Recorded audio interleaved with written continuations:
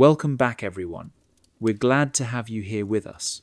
Tonight, we venture into one of the most persistent mysteries surrounding Area 51. Not just the familiar disc-shaped craft or glowing orbs, but something darker, more angular, moving silently through the Nevada night sky. Black triangles. Massive, shadow-like forms that seem to absorb light rather than reflect it. What are these silent giants that drift across the desert?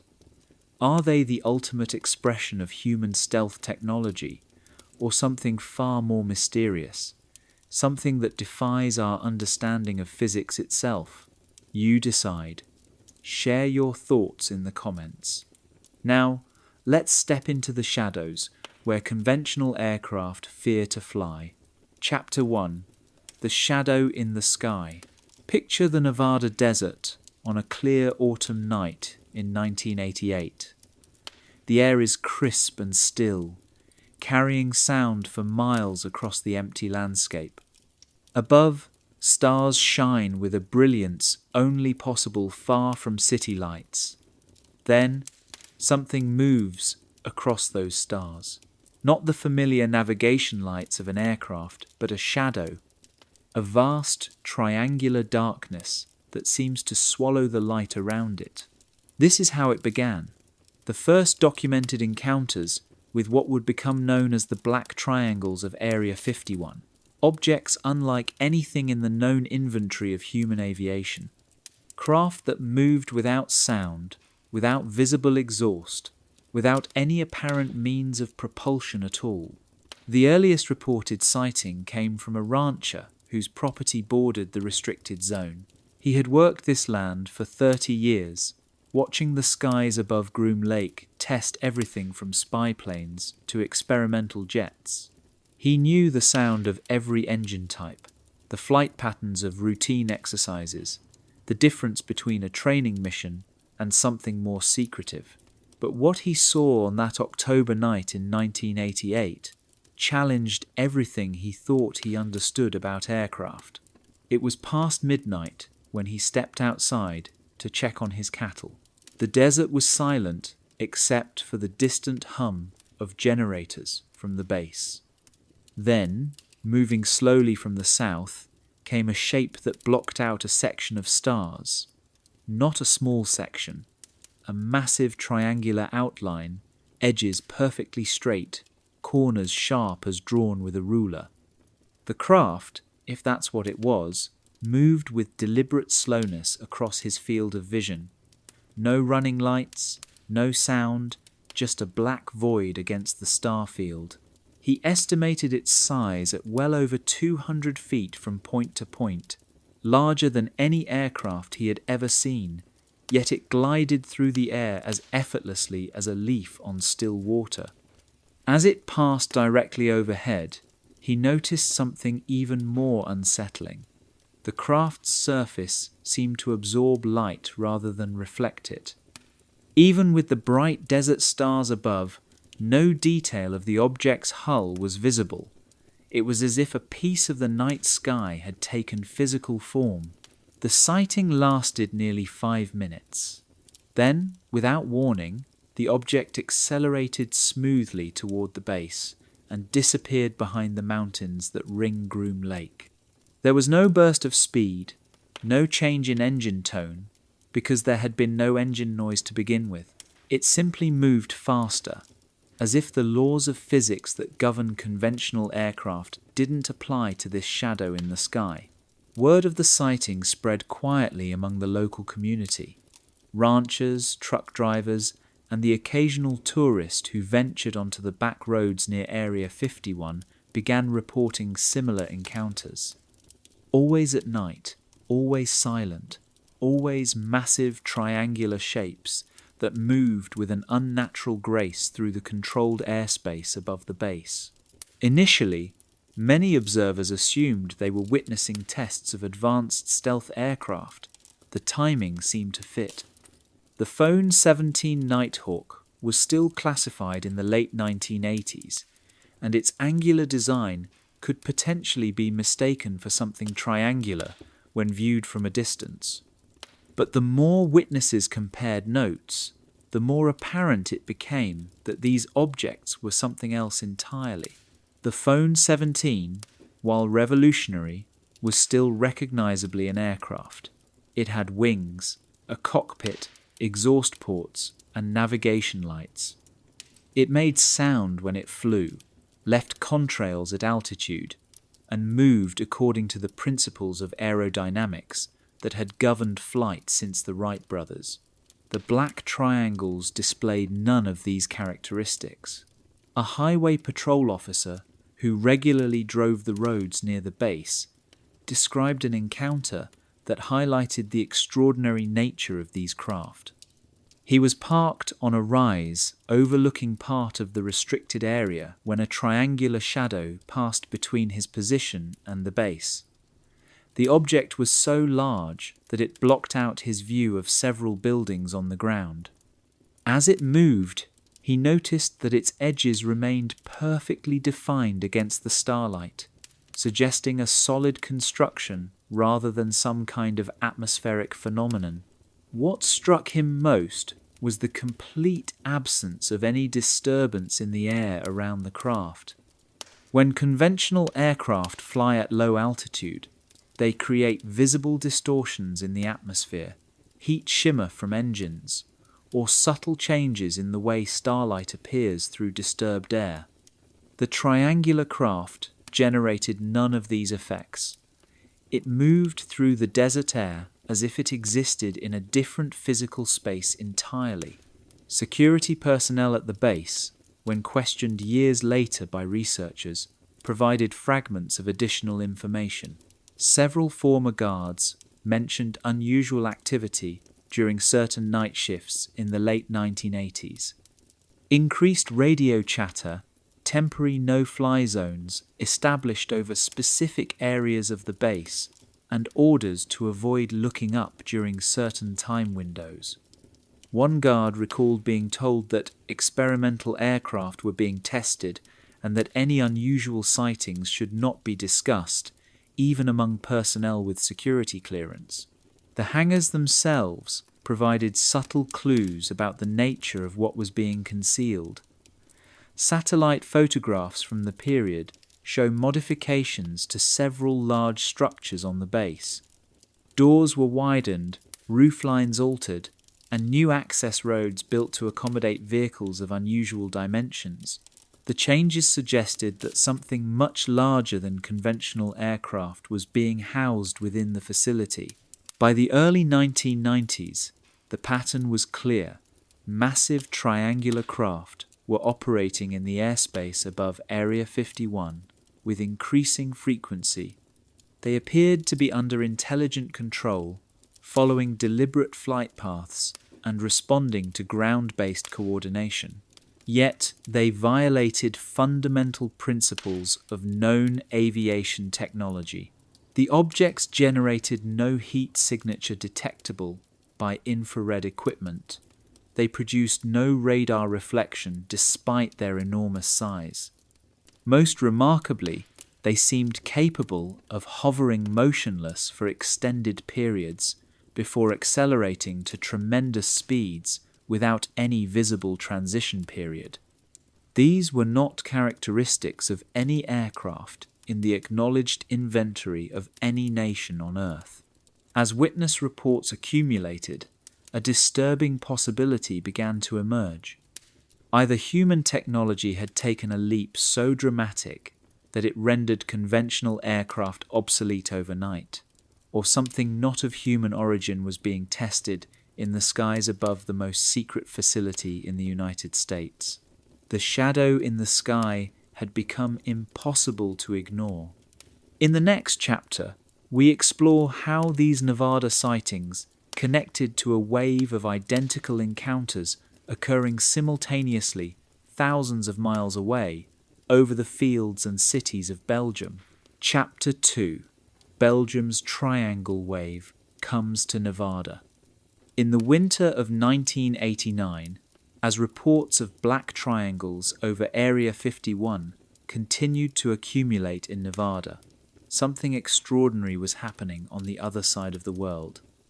Over the quiet farmlands and small cities of Belgium, witnesses were describing identical encounters. Massive triangular craft, silent and dark, moving through European skies with the same impossible grace observed in the American desert. The Belgian wave, as it came to be known, began on November 29th, 1989.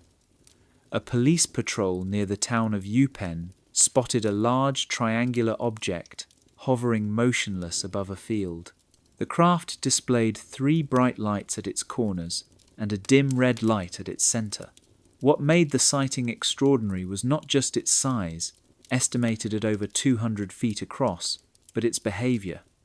The object remained perfectly still for several minutes, then accelerated smoothly away without sound or visible exhaust.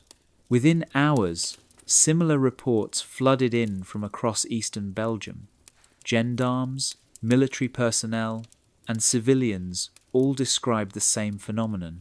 Triangular craft of enormous proportions, moving through the night sky in complete silence. The objects seemed to favor low altitudes, often hovering just above tree lines or gliding slowly over populated areas as if conducting some kind of survey. Major General Wilfried de Brouwer, who served as Deputy Chief of Staff of the Belgian Air Force during the incidents, later confirmed that radar installations had detected the objects. The craft appeared on multiple tracking systems simultaneously, displaying flight characteristics unlike any known aircraft. They could accelerate from a hover to several thousand miles per hour in seconds, make 90-degree turns without banking, and maintain perfect stability in conditions that would destroy conventional aircraft. For researchers studying the Area 51 phenomenon, the timing of the Belgian sightings was significant. The same period that marked the first documented black triangle encounters over Groom Lake coincided exactly with the beginning of the European wave. It was as if identical craft were operating on both continents simultaneously, following similar patterns of behavior and displaying the same impossible flight characteristics. The description of the craft themselves was remarkably consistent across both locations. Witnesses in Nevada and Belgium independently described triangular objects with straight edges and sharp corners. The surfaces appeared to absorb light rather than reflect it, making the craft visible primarily as dark voids against the night sky.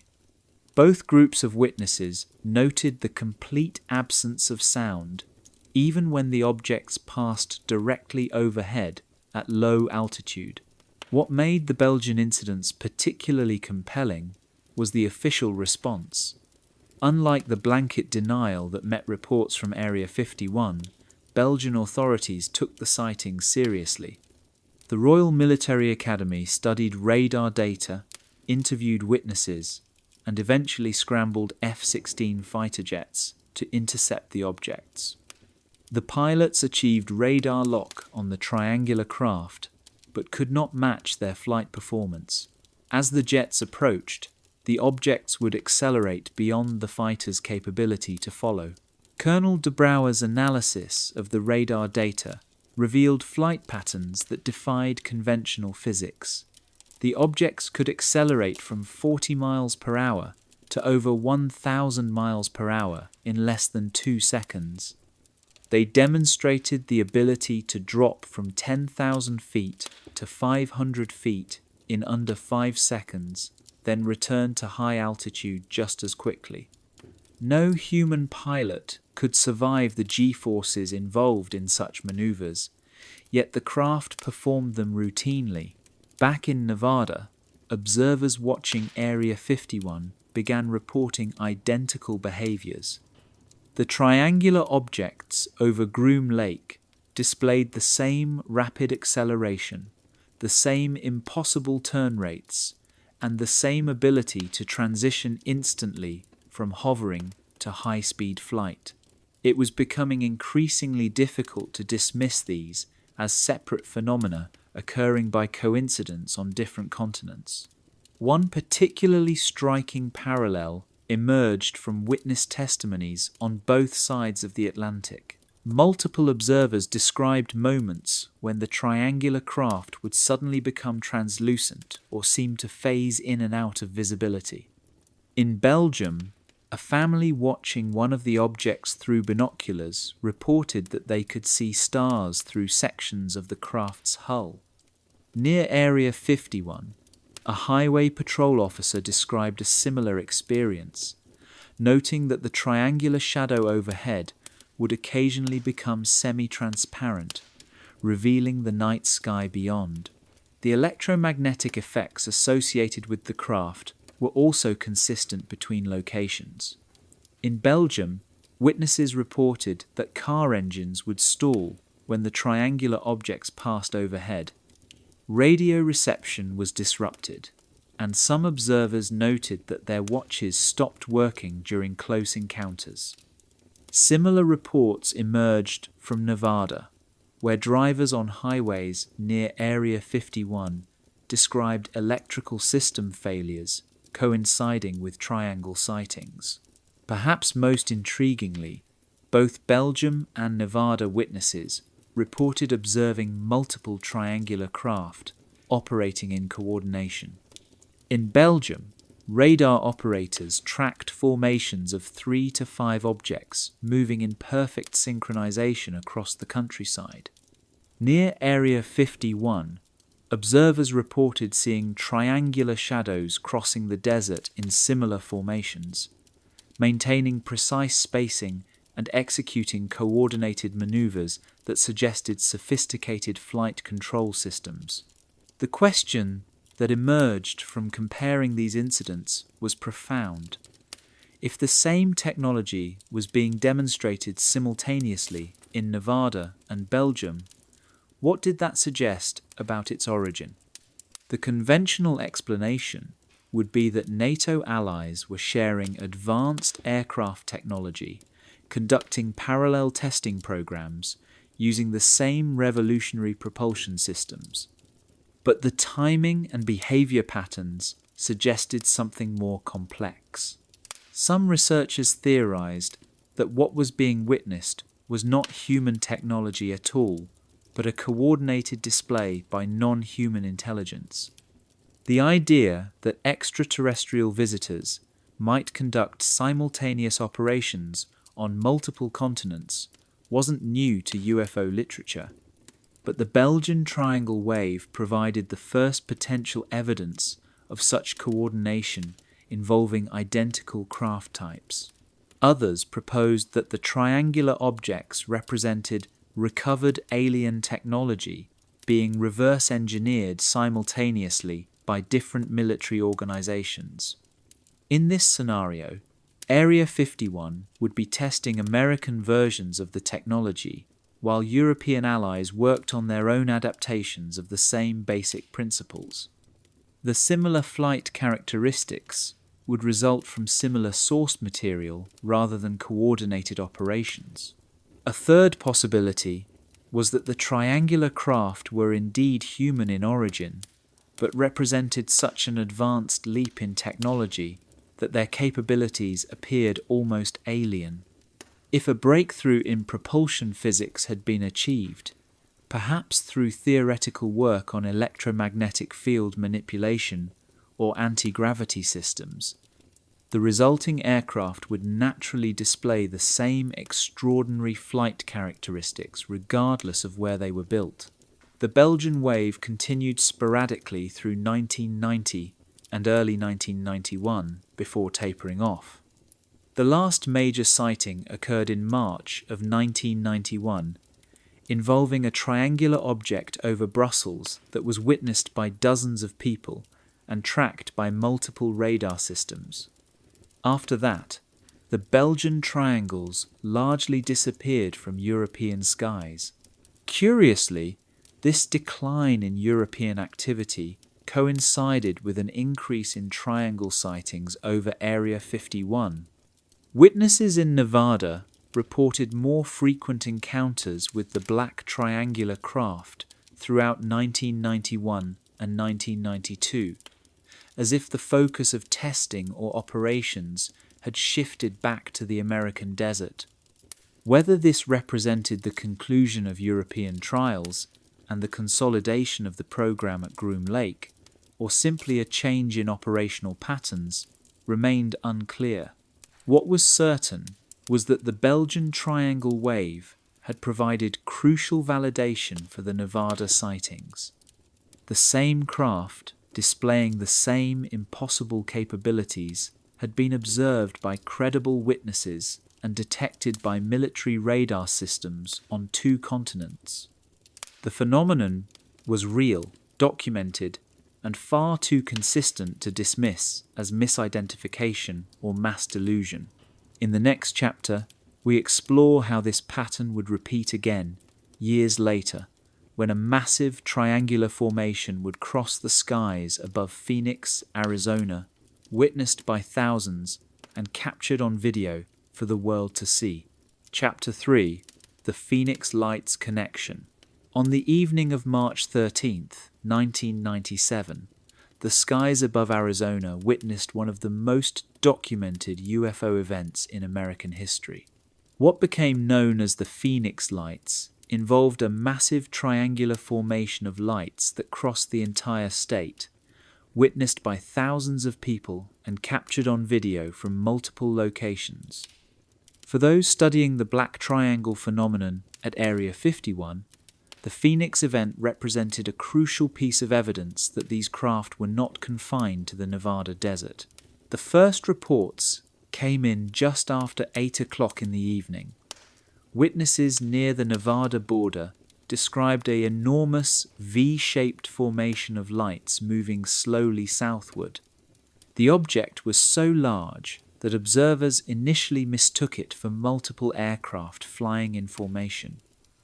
Only as it drew closer did they realize they were looking at a single craft of unprecedented dimensions. A family camping in the desert north of Phoenix had perhaps the most detailed view of the approaching object. The father, a former Air Force mechanic with 20 years of experience around military aircraft, estimated the craft's wingspan at over 1 mile.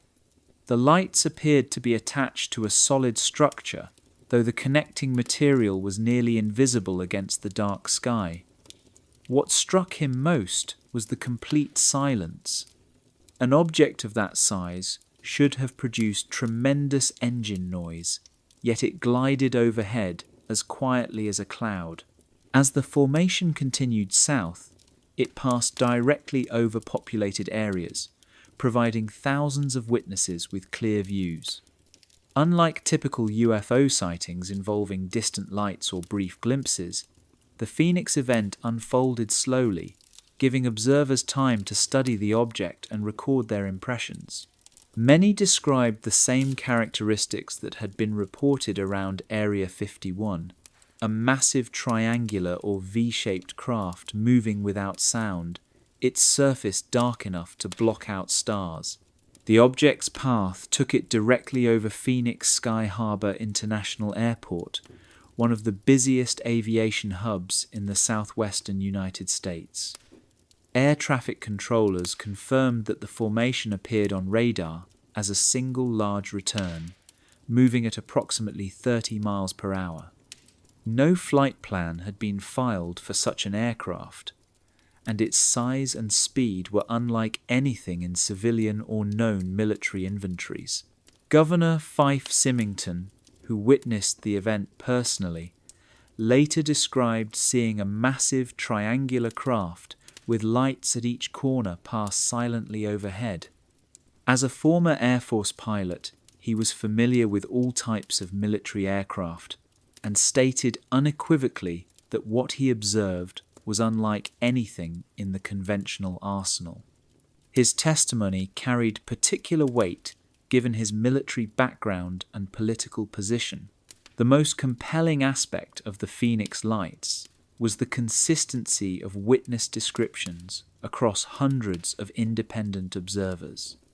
People separated by miles, viewing the object from different angles, reported identical details.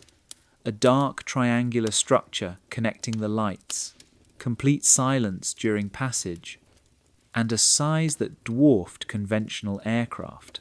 This level of consistency across such a large witness pool made it difficult to dismiss the event as misidentification or mass hysteria.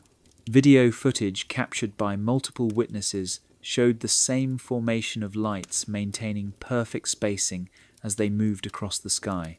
Analysis of the recordings revealed that the lights remained in precise formation throughout the journey, suggesting they were indeed connected to a single solid object rather than separate aircraft.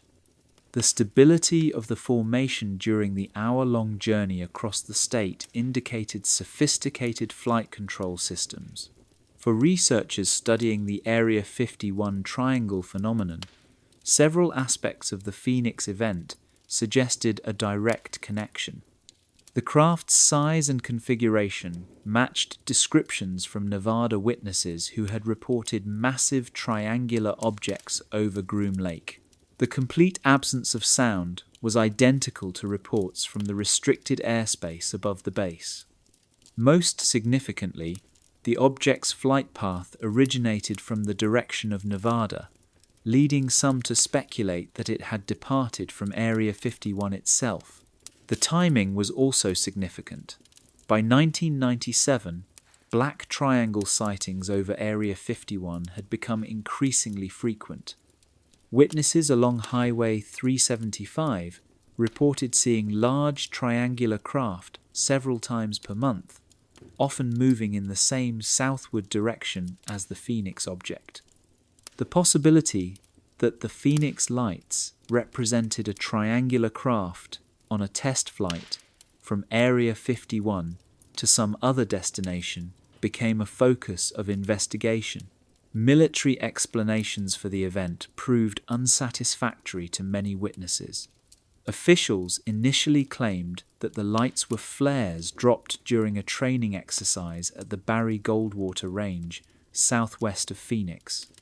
However, the flare explanation could not account for the structured formation, the consistent movement across the state, or the numerous witness reports of a solid triangular object connecting the lights. Luke Air Force Base, located west of Phoenix, denied having any aircraft large enough to match witness descriptions.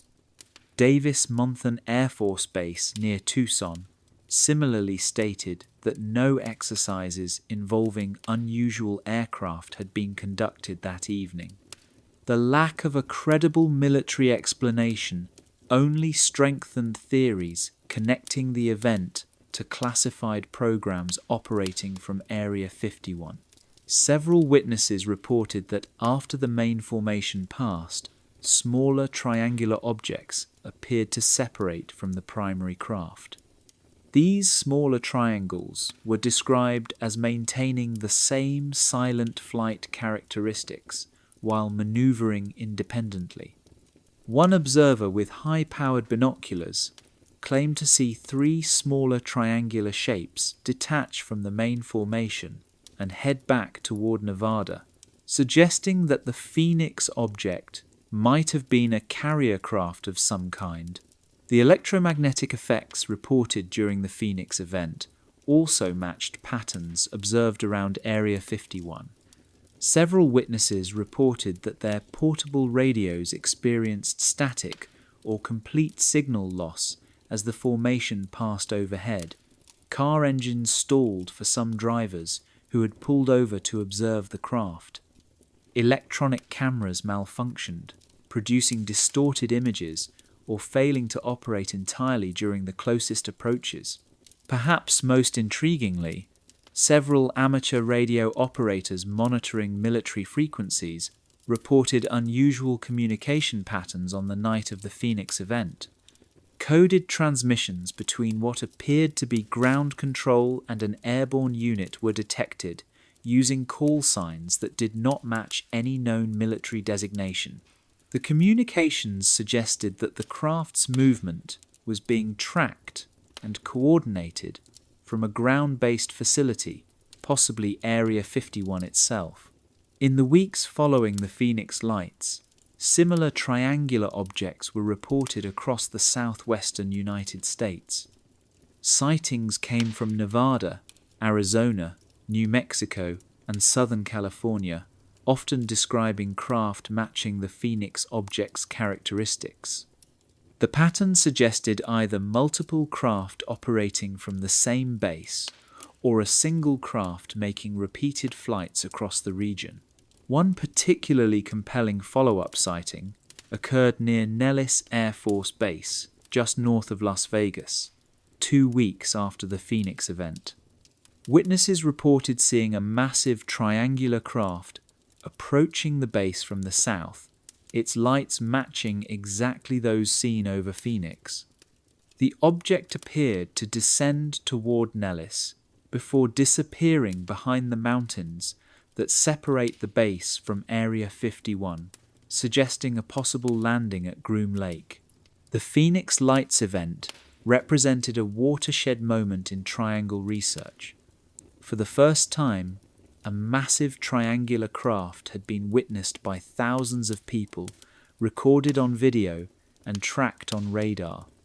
The event provided compelling evidence that the black triangles observed over Area 51 were not merely test flights confined to restricted airspace, but operational craft capable of extended missions over populated areas. The official response to the Phoenix Lights followed a familiar pattern. Initial denials were followed by conventional explanations that failed to match witness observations. No photographs or video were released from military sources, despite the likelihood that multiple installations had tracked the object. The silence from Area 51 was complete, maintaining the base's policy of neither confirming nor denying any unusual activities. For believers in the alien connection, the Phoenix Lights represented proof that extraterrestrial craft were being tested at Area 51 and deployed on missions across American airspace. For those favouring human explanations, the event suggested that revolutionary aircraft technology was being developed in secret, with capabilities far beyond acknowledged programs. Either way, the connection between the Nevada desert and the Arizona skies had been established beyond reasonable doubt. In the next chapter, we delve deeper into the classified facilities themselves, exploring insider accounts of the hangars and assembly areas specifically designed to house and maintain these enormous triangular craft. Chapter 4, Inside the Black Triangle Program. Deep within the restricted boundaries of Area 51, beyond the main runways and visible hangars, lies a world known only to those with the highest levels of security clearance.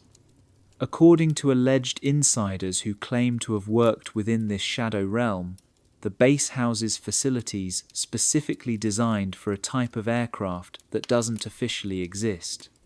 Triangular craft of enormous proportions, assembled in underground chambers and maintained by teams who know only fragments of the larger program. The accounts come from individuals who say they were contractors, engineers, and technicians assigned to what they believed were advanced military projects. Only later, they claim, did they realize they had been working on something far beyond conventional aerospace technology.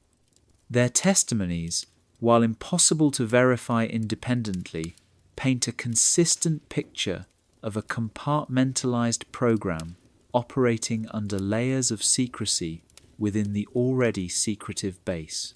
One former contractor, who identified himself only as an electrical systems specialist, described being hired for a 6-month assignment in 1991. He was flown into Groom Lake on an unmarked transport and immediately processed through security checkpoints more intensive than anything he had experienced in 20 years of defense work. Retinal scans, voice print analysis, and psychological evaluation preceded his assignment to what he was told was a foreign technology evaluation program.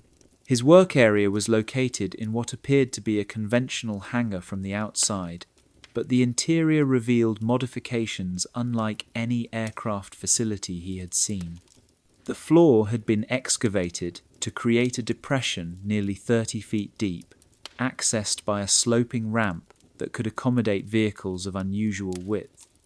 Overhead, the hangar's roof structure had been reinforced with massive steel beams capable of supporting extraordinary weight loads. The entire space felt designed for something much larger than typical military aircraft. During his first week, the contractor worked alone, installing specialized electrical conduits in the floor depression. The specifications were unusual. Instead of standard aircraft power systems, he was directed to install what appeared to be electromagnetic field generators positioned in precise geometric patterns. When he asked supervisors about the purpose, he was told the equipment would be used for radar signature testing on foreign aircraft acquired through intelligence channels. On his 8th day, the contractor arrived to find that, overnight, a massive triangular object had been moved into the hangar. Under heavy tarps and surrounded by armed security personnel, the craft filled nearly the entire floor depression. Even covered, its angular edges and enormous size were unmistakable. He estimated the object's width at over 150 feet, larger than any aircraft in the known inventory of any military force. What struck him most about the craft's presence was the complete absence of the support infrastructure typically associated with large aircraft. No fuel lines, no hydraulic connections, no external power cables. The triangular object seemed to require none of the complex ground support systems that keep conventional aircraft operational. Instead, his electromagnetic field generators had been positioned directly beneath key points on the craft's hull, suggesting some form of wireless power transmission or field interaction. Access to the craft itself was strictly controlled. The contractor was permitted to work only on perimeter systems, never approaching closer than 50 feet to the object. He observed that other personnel were divided into specialized teams, each restricted to specific areas around the craft. Propulsion specialists worked near what appeared to be the rear section. Materials engineers focused on small sections of the hull. Electronics technicians dealt with systems he could not identify from a distance. The compartmentalization was absolute. Team members were escorted to their work areas and escorted out at the end of each shift. Communication between teams was prohibited. Even during breaks, personnel from different specialties were kept separate. The contractor realized that no single individual, except possibly project supervisors, ever saw the complete operation or understood how their particular task contributed to the larger program. During his 3rd week, the tarps were partially removed from the craft's forward section, giving him his first clear view of the object's surface. The hull appeared to be constructed of a material unlike any aircraft skin he had encountered. It was completely smooth, with no visible seams, rivets, or access panels.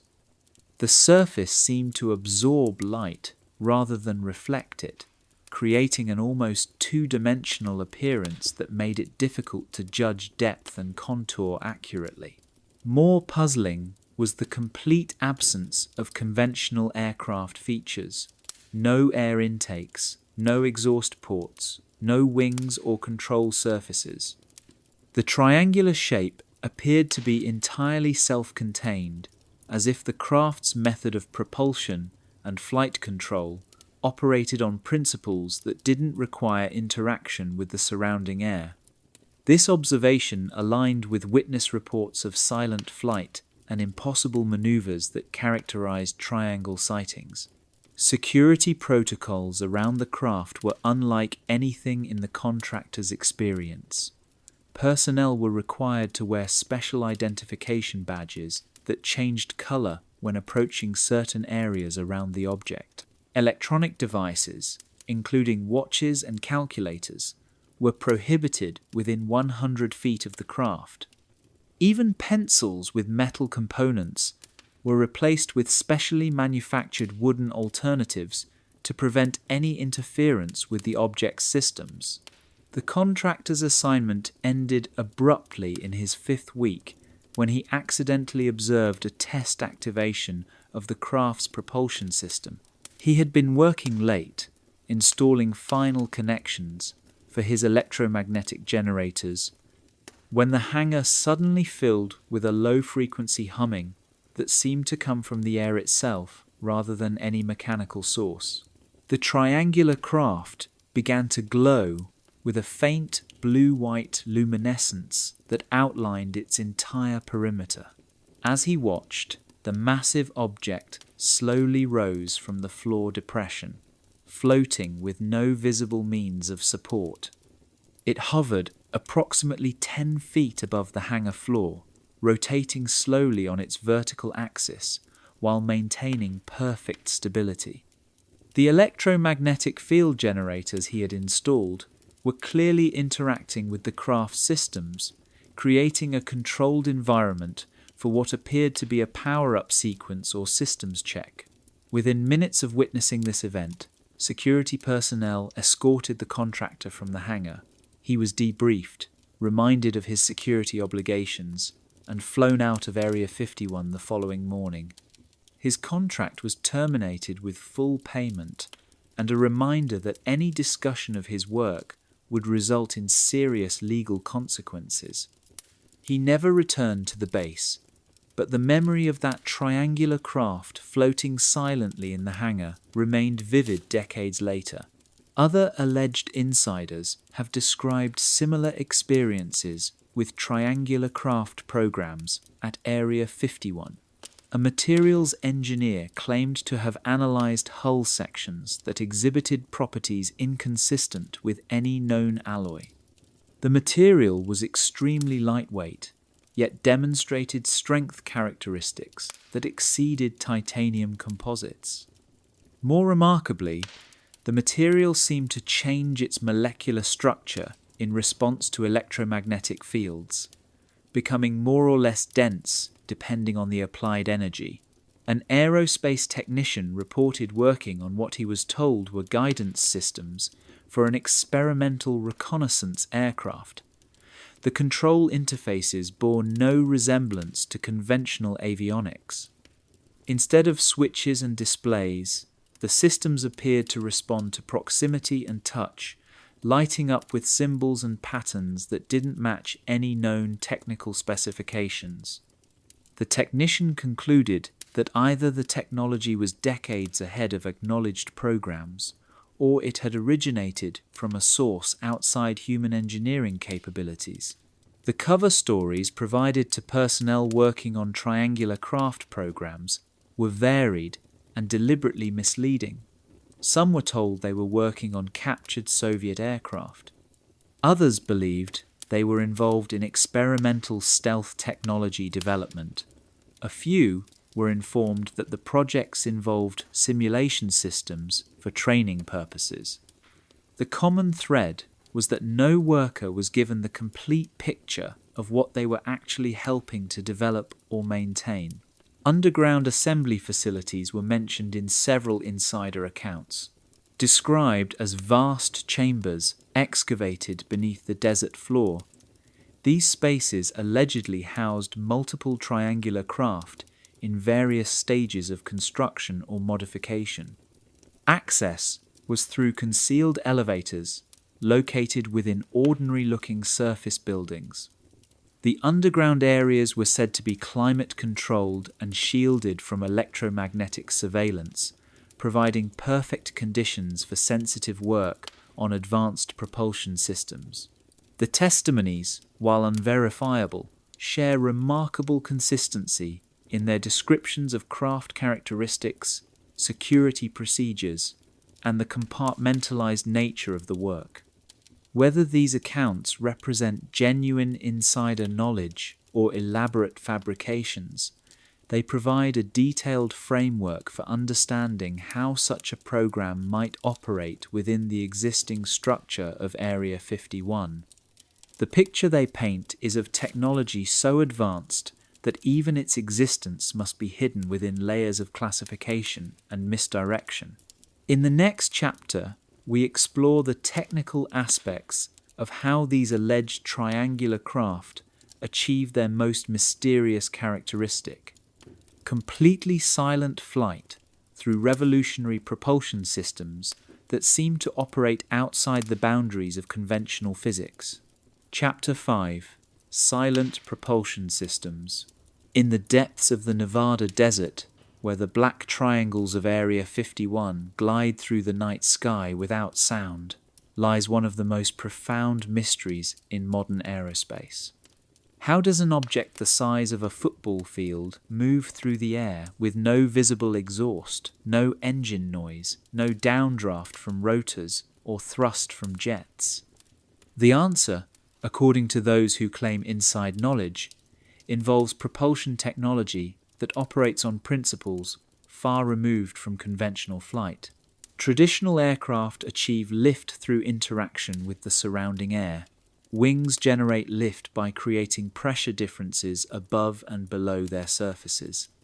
Jets and propellers push against the atmosphere to create forward motion. Helicopters beat the air downward to force themselves upward. All of these methods create noise, heat signatures, and visible disturbances in the air around them.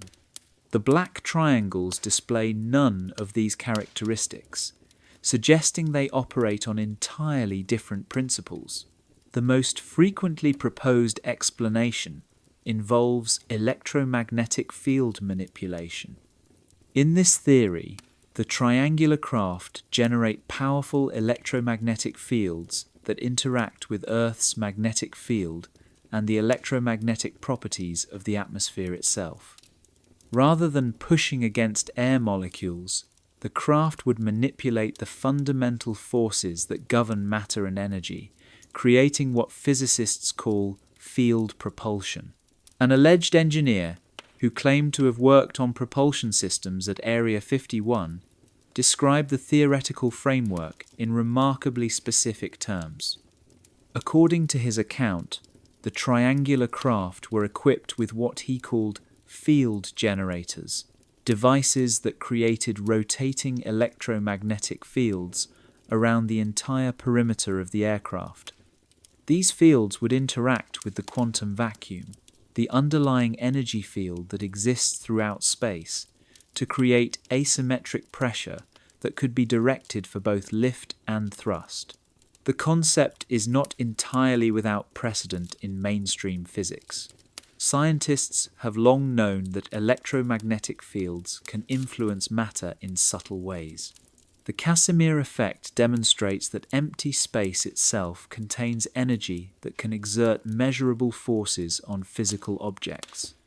Theoretical work on something called the Alcubierre drive suggests that space-time itself might be manipulated to achieve faster than light travel.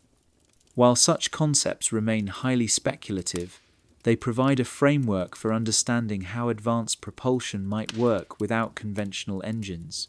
In the alleged triangle program, the field generators would be positioned at specific points along the craft's hull, creating a controlled distortion in the electromagnetic environment around the aircraft. By varying the intensity and frequency of these fields, the craft could achieve lift, forward motion, and precise maneuvering without any mechanical interaction with the surrounding air. This would explain the complete absence of sound, since no air is being displaced or compressed by the propulsion system. Witnesses who have observed the black triangles at close range often report subtle visual effects that support the field propulsion theory. Several described seeing a faint shimmer or distortion around the edges of the craft, similar to heat mirages but more structured and controlled. Others noted that the air around hovering triangles appeared to ripple or vibrate, as if invisible forces were at work in the space surrounding the aircraft. The power requirements for such a system would be enormous, far beyond what conventional power plants could provide. This has led to speculation about advanced energy sources that might be powering the triangular craft. Some theories focus on zero-point energy, the idea that the quantum vacuum itself contains vast amounts of extractable power. Others propose fusion reactors small enough to fit within the craft's hull, or exotic matter configurations that could generate tremendous energy from minimal fuel. One particularly intriguing aspect of the field propulsion theory involves the craft's ability to make instantaneous direction changes without affecting occupants. Conventional aircraft are limited by G-forces that would crush human pilots during extreme maneuvers. If the triangular craft generate their own localized gravitational fields, they could accelerate at tremendous rates while maintaining a stable internal environment. The crew, if any, would experience no inertial effects because they would be moving within the same field distortion as the craft itself. Several alleged insiders have described observing test activations of these propulsion systems during their time at Area 51. A former technician claimed to have witnessed a triangular craft during what appeared to be a power-up sequence. The craft began to emit a low-frequency hum that seemed to come from the air around it rather than from any mechanical source. As the humming intensified, the technician reported feeling a strange sensation, as if the gravity in the hangar had become inconsistent or directional rather than simply downward. The electromagnetic effects associated with triangle sightings provide additional evidence for field-based propulsion. Witnesses consistently report interference with electronic devices during close encounters. Car engines stall, radios produce static, and digital cameras malfunction. These effects suggest the presence of powerful electromagnetic fields strong enough to disrupt conventional electronics at considerable distances. More sophisticated analysis of these electromagnetic signatures has been attempted by researchers with access to specialized equipment. In the early 2000s, a team of scientists positioned sensitive magnetometers near known triangle flight paths around Area 51. On several occasions, they recorded magnetic field anomalies that corresponded with visual sightings of triangular craft. The magnetic signatures showed rapid fluctuations and directional changes that could not be explained by natural phenomena or conventional aircraft. The anti-gravity aspect of field propulsion has drawn particular attention from theoretical physicists. While true anti-gravity remains beyond current scientific understanding, several researchers have proposed mechanisms by which electromagnetic fields might create gravitational effects. These theories typically involve the manipulation of what Einstein called the space-time metric, the fundamental structure of reality itself. If mastered, such technology would represent perhaps the greatest breakthrough in physics since the discovery of relativity. Critics of the field propulsion theory point out significant obstacles to its practical implementation. The energy requirements would be staggering, possibly requiring power sources that generate more electricity than entire cities consume. The electromagnetic fields involved would need to be precisely controlled to avoid interfering with each other or creating dangerous radiation. Most challenging of all, current scientific understanding provides no clear pathway from theoretical possibility to working technology. However, proponents argue that these objections assume human-level technology and understanding. If the triangular craft represent reverse-engineered alien technology, as many believe, then the engineering challenges might have been solved by civilizations with millions or billions of years of additional development. What appears impossible to human science might be routine engineering to a sufficiently advanced species. Alternative propulsion theories have been proposed to explain the black triangle's flight characteristics. Some researchers suggest the craft might use something called electroaerodynamic thrust, where high-voltage electrical fields ionize air molecules to create a form of jet propulsion. This would be nearly silent and could potentially explain the electromagnetic effects, though it would struggle to account for the craft's ability to operate in thin atmosphere or apparent vacuum conditions. Another theory involves the manipulation of what physicists call dark energy, the mysterious force that appears to be accelerating the expansion of the universe. If dark energy could be harnessed and directed, it might provide both the power source and the propulsion method for advanced spacecraft. The technology to achieve this would be so far beyond current human capabilities that it would appear indistinguishable from magic, fitting the seemingly impossible performance of the triangular craft. Plasma-based propulsion has also been suggested as a possibility. In this scenario, the craft would create and manipulate plasma fields to achieve lift and thrust. Plasma can be controlled using magnetic fields and could potentially provide silent propulsion while explaining the electromagnetic signatures associated with triangle sightings. However, plasma systems typically produce visible glows and would require tremendous power inputs, creating their own set of technical challenges. The secrecy surrounding any potential breakthrough in propulsion technology would be absolute. Such a development would revolutionize not just military aviation, but civilian transportation, space exploration, and energy production. The economic and strategic implications would be staggering, providing overwhelming incentives to keep the technology classified indefinitely. If field propulsion or any similar breakthrough has been achieved, the pressure to maintain secrecy would exceed even that surrounding nuclear weapons. For those studying the black triangle phenomenon, the propulsion question remains the most tantalizing aspect of the mystery. Whether these craft represent human engineering decades ahead of acknowledged science or recovered alien technology being slowly understood and replicated, their silent flight through desert skies suggests that our understanding of physics may be far from complete. The truth about how they achieve their impossible performance remains locked away in the classified depths of Area 51.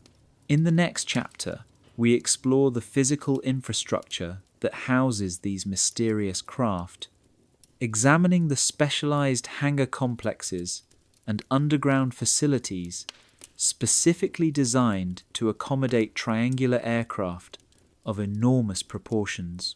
Chapter 6: The Triangular Hangar Complex. From the cold silence of orbit, commercial satellites pass overhead every 90 minutes, capturing high-resolution images of Earth's surface with astonishing precision.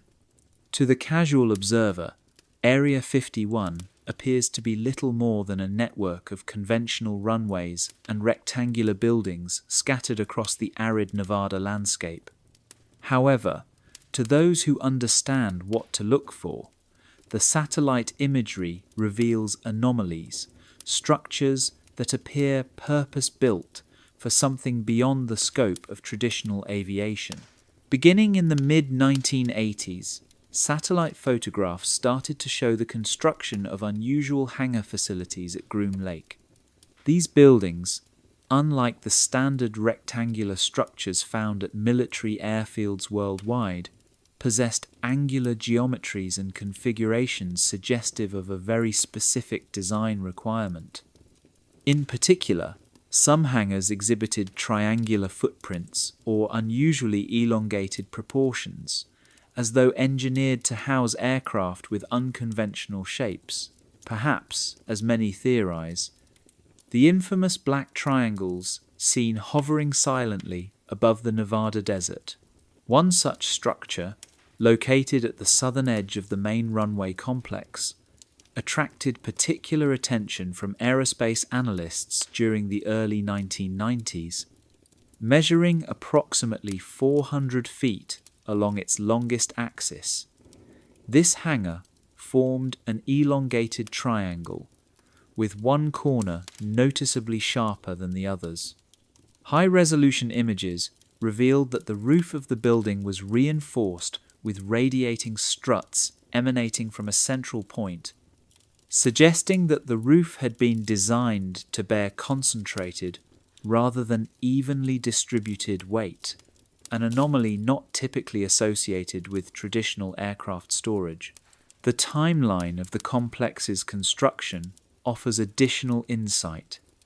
In satellite imagery from the late 1970s, the southern sector of the base was little more than flat, undeveloped desert. By 1985, large-scale excavation was clearly underway. Massive quantities of earth had been displaced, and construction staging areas hinted at subterranean development. These were not mere hangars. The depth and scale of the work suggested reinforced underground infrastructure, possibly for housing sensitive equipment or highly classified projects. A former construction supervisor, who spoke anonymously in the early 2000s, claimed to have worked on the project. He described being hired through multiple layers of subcontractors, each designed to obscure the source of funding. His team was informed that they were building support facilities for experimental aircraft, but several details contradicted that explanation. The load-bearing requirements for the foundation far exceeded those necessary for even the largest conventional aircraft, and the hangar doors had proportions unlike any he had seen before. Unlike standard aircraft hangar doors, which prioritize width to accommodate broad wingspans, the doors on these triangular structures were designed to emphasize length.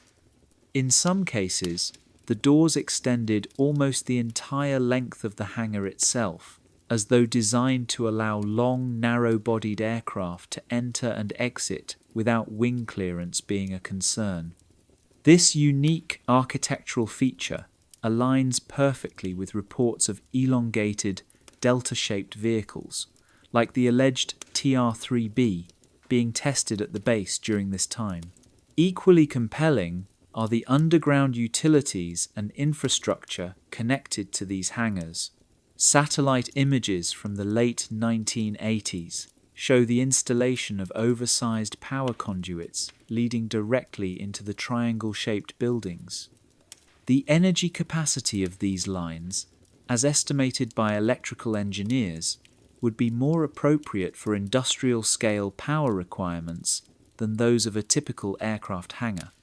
This suggests the presence of systems within the hangars, perhaps electromagnetic propulsion units or advanced testing equipment, that require vast amounts of energy. Ground-penetrating radar studies conducted by independent researchers in the early 2000s appear to confirm the presence of underground tunnel systems radiating outward from the triangular hangars. These tunnels, some wide enough to accommodate vehicles the size of cargo rail cars, are believed to connect the surface-level hangars with deeper subterranean facilities and remote areas of the base.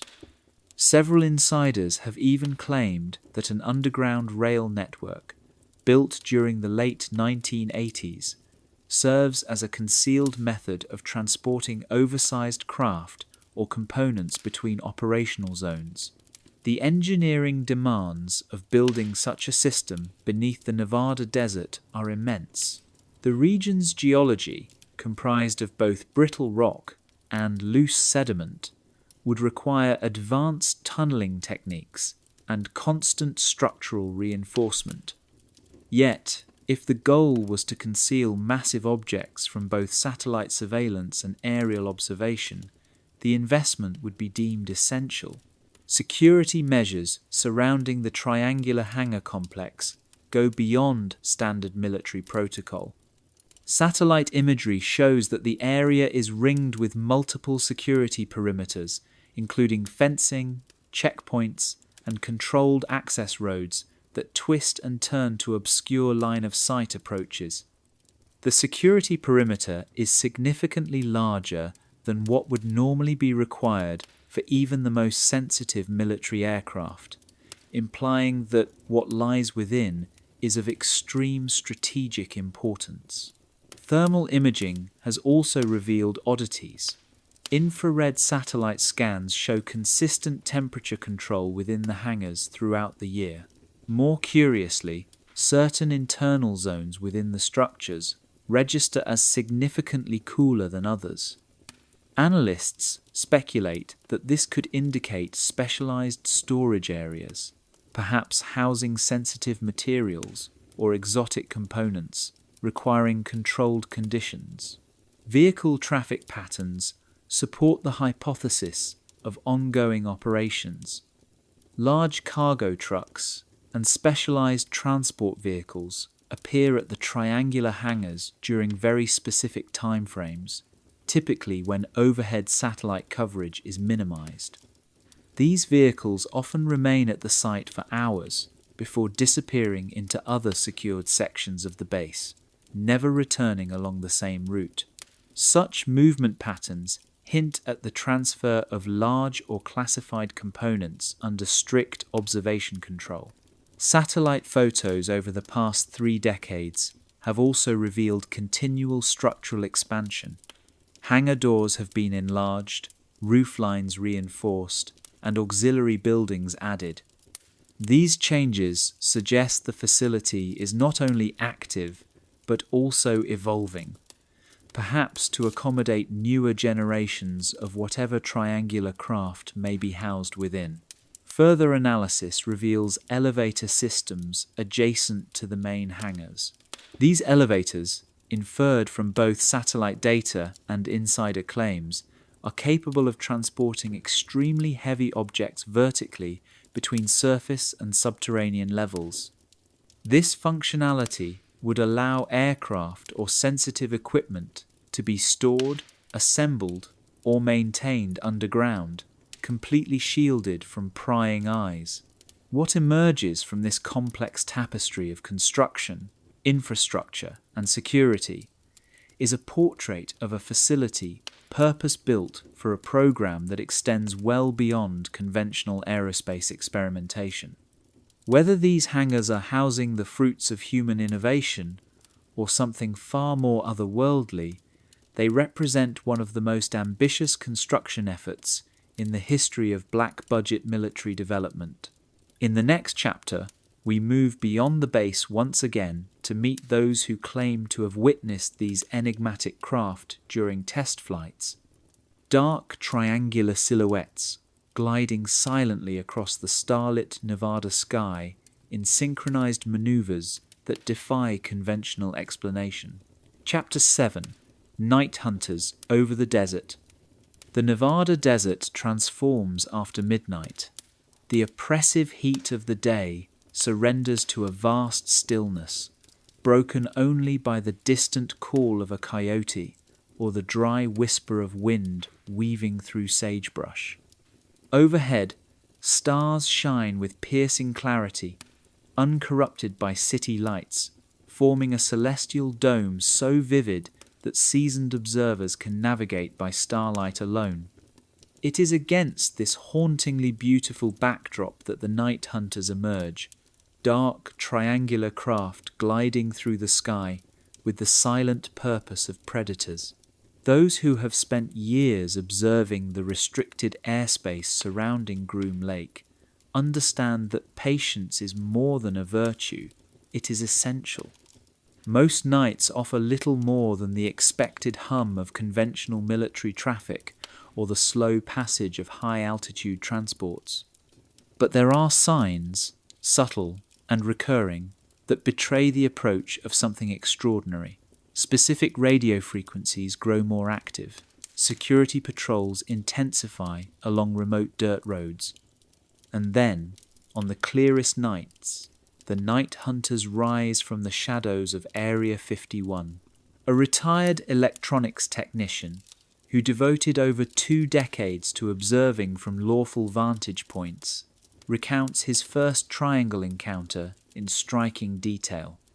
It was a moonless night in October of 1994, and he had stationed himself on a ridge nearly 15 miles from the main runway complex. Through high-powered binoculars, he monitored routine activity until something completely unexpected entered his view. At first, it was only an absence, a triangle-shaped void where stars should have been.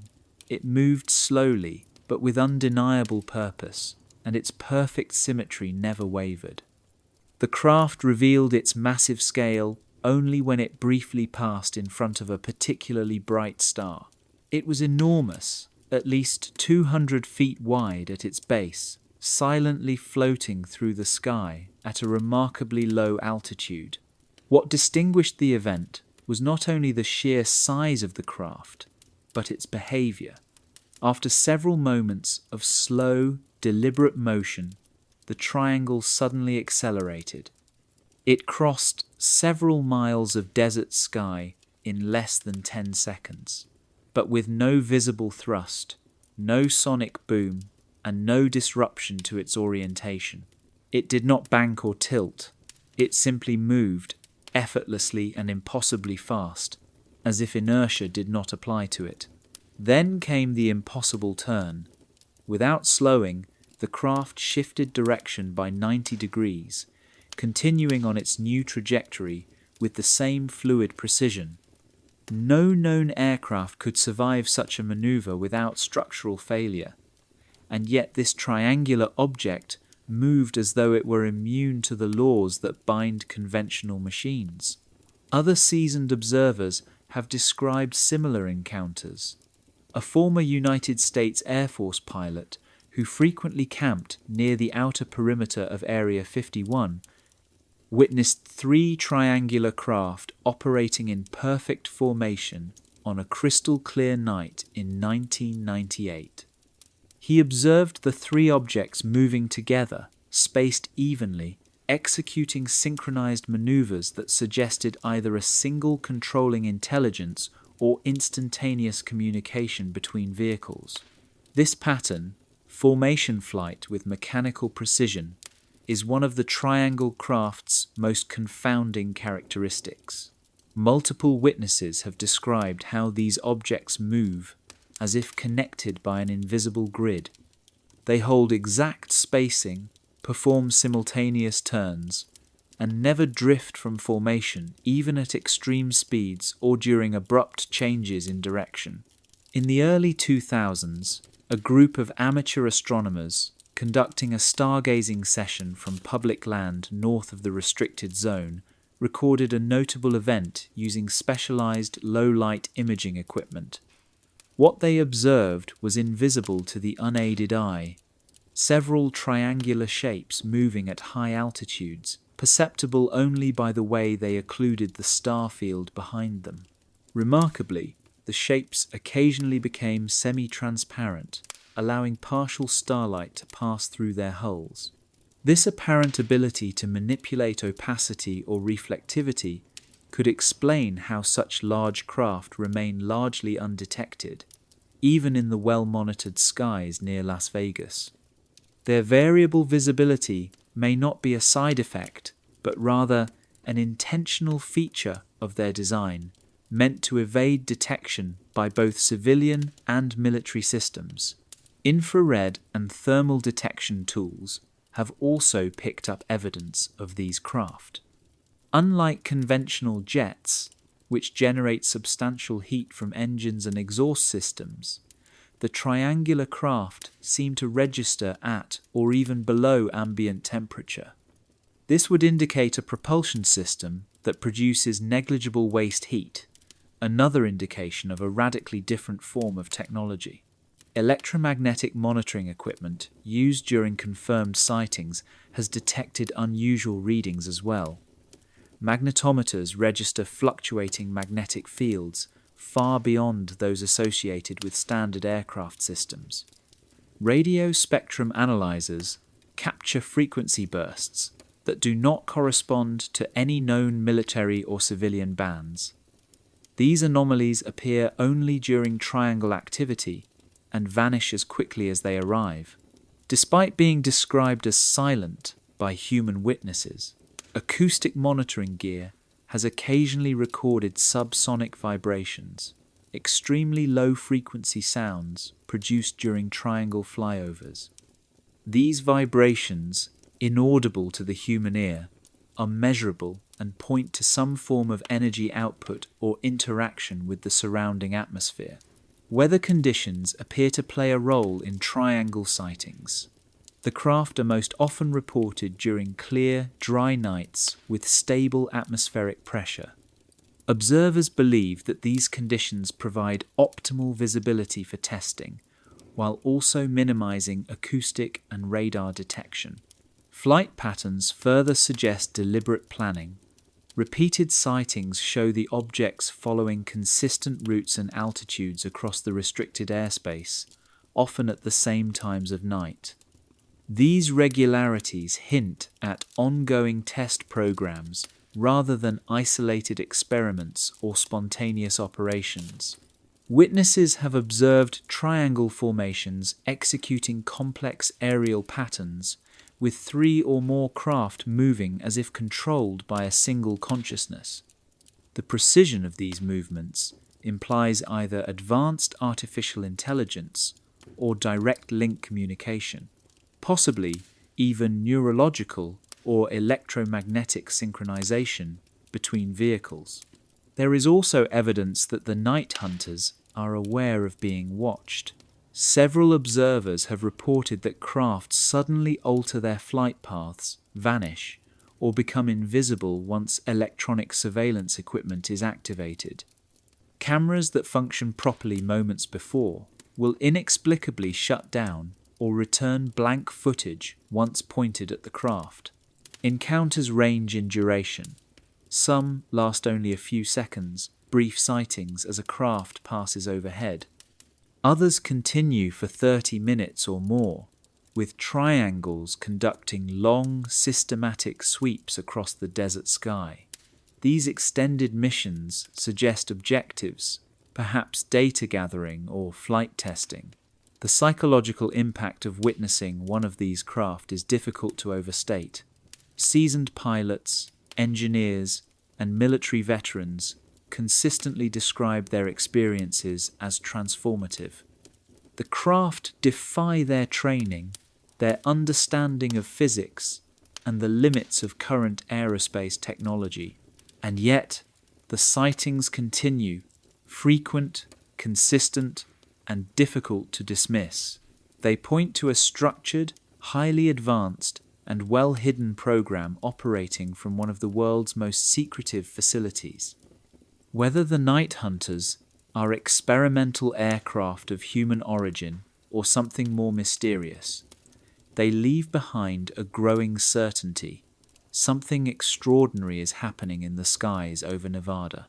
In the next chapter, we move beyond the desert to examine triangle sightings reported around the globe, revealing patterns, behaviors, and capabilities that suggest this is not an isolated American operation, but part of a much larger, possibly global phenomenon. Chapter 8. The Belgium-Nevada Exchange Theory. In the guarded corridors of international intelligence networks, where secrets are currency and truth is layered beneath obfuscation, a compelling theory has taken shape, one that connects black triangle sightings across Europe and the United States. Known in certain circles as the Belgium-Nevada Exchange Theory, this hypothesis posits that the infamous triangular craft observed over Belgium and the Nevada desert in the late 1980s and early 1990s were not alien visitors, but the product of the most ambitious multinational military technology sharing initiative ever undertaken. The theory begins with a striking timeline.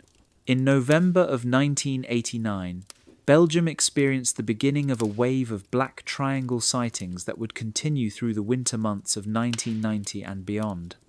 During this same time period, reports of triangular craft around Area 51 in Nevada sharply increased. Eyewitnesses described objects with identical characteristics: enormous size, silent flight, impossible aerial maneuvers, and advanced electromagnetic interference capabilities. To those studying these reports, the synchronicity of events across two continents seemed far too exact to be coincidence.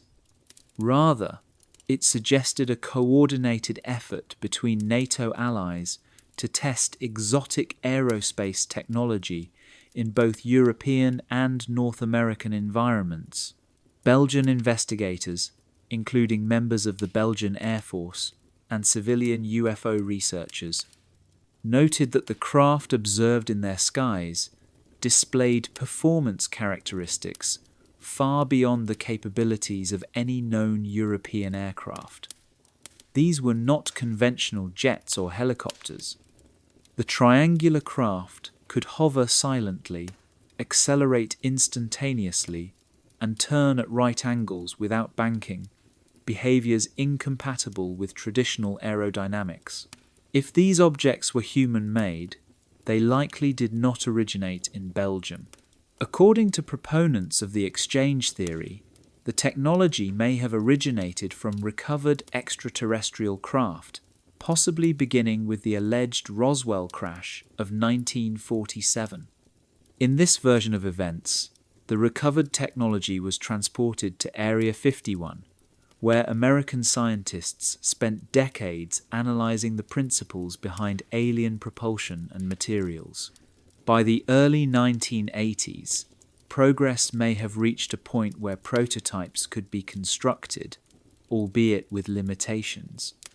These early vehicles, reverse-engineered from non-human designs, would have required a range of scientific expertise not available in a single nation. Thus, the Belgium-Nevada exchange program was conceived, coordinating contributions from allied nations.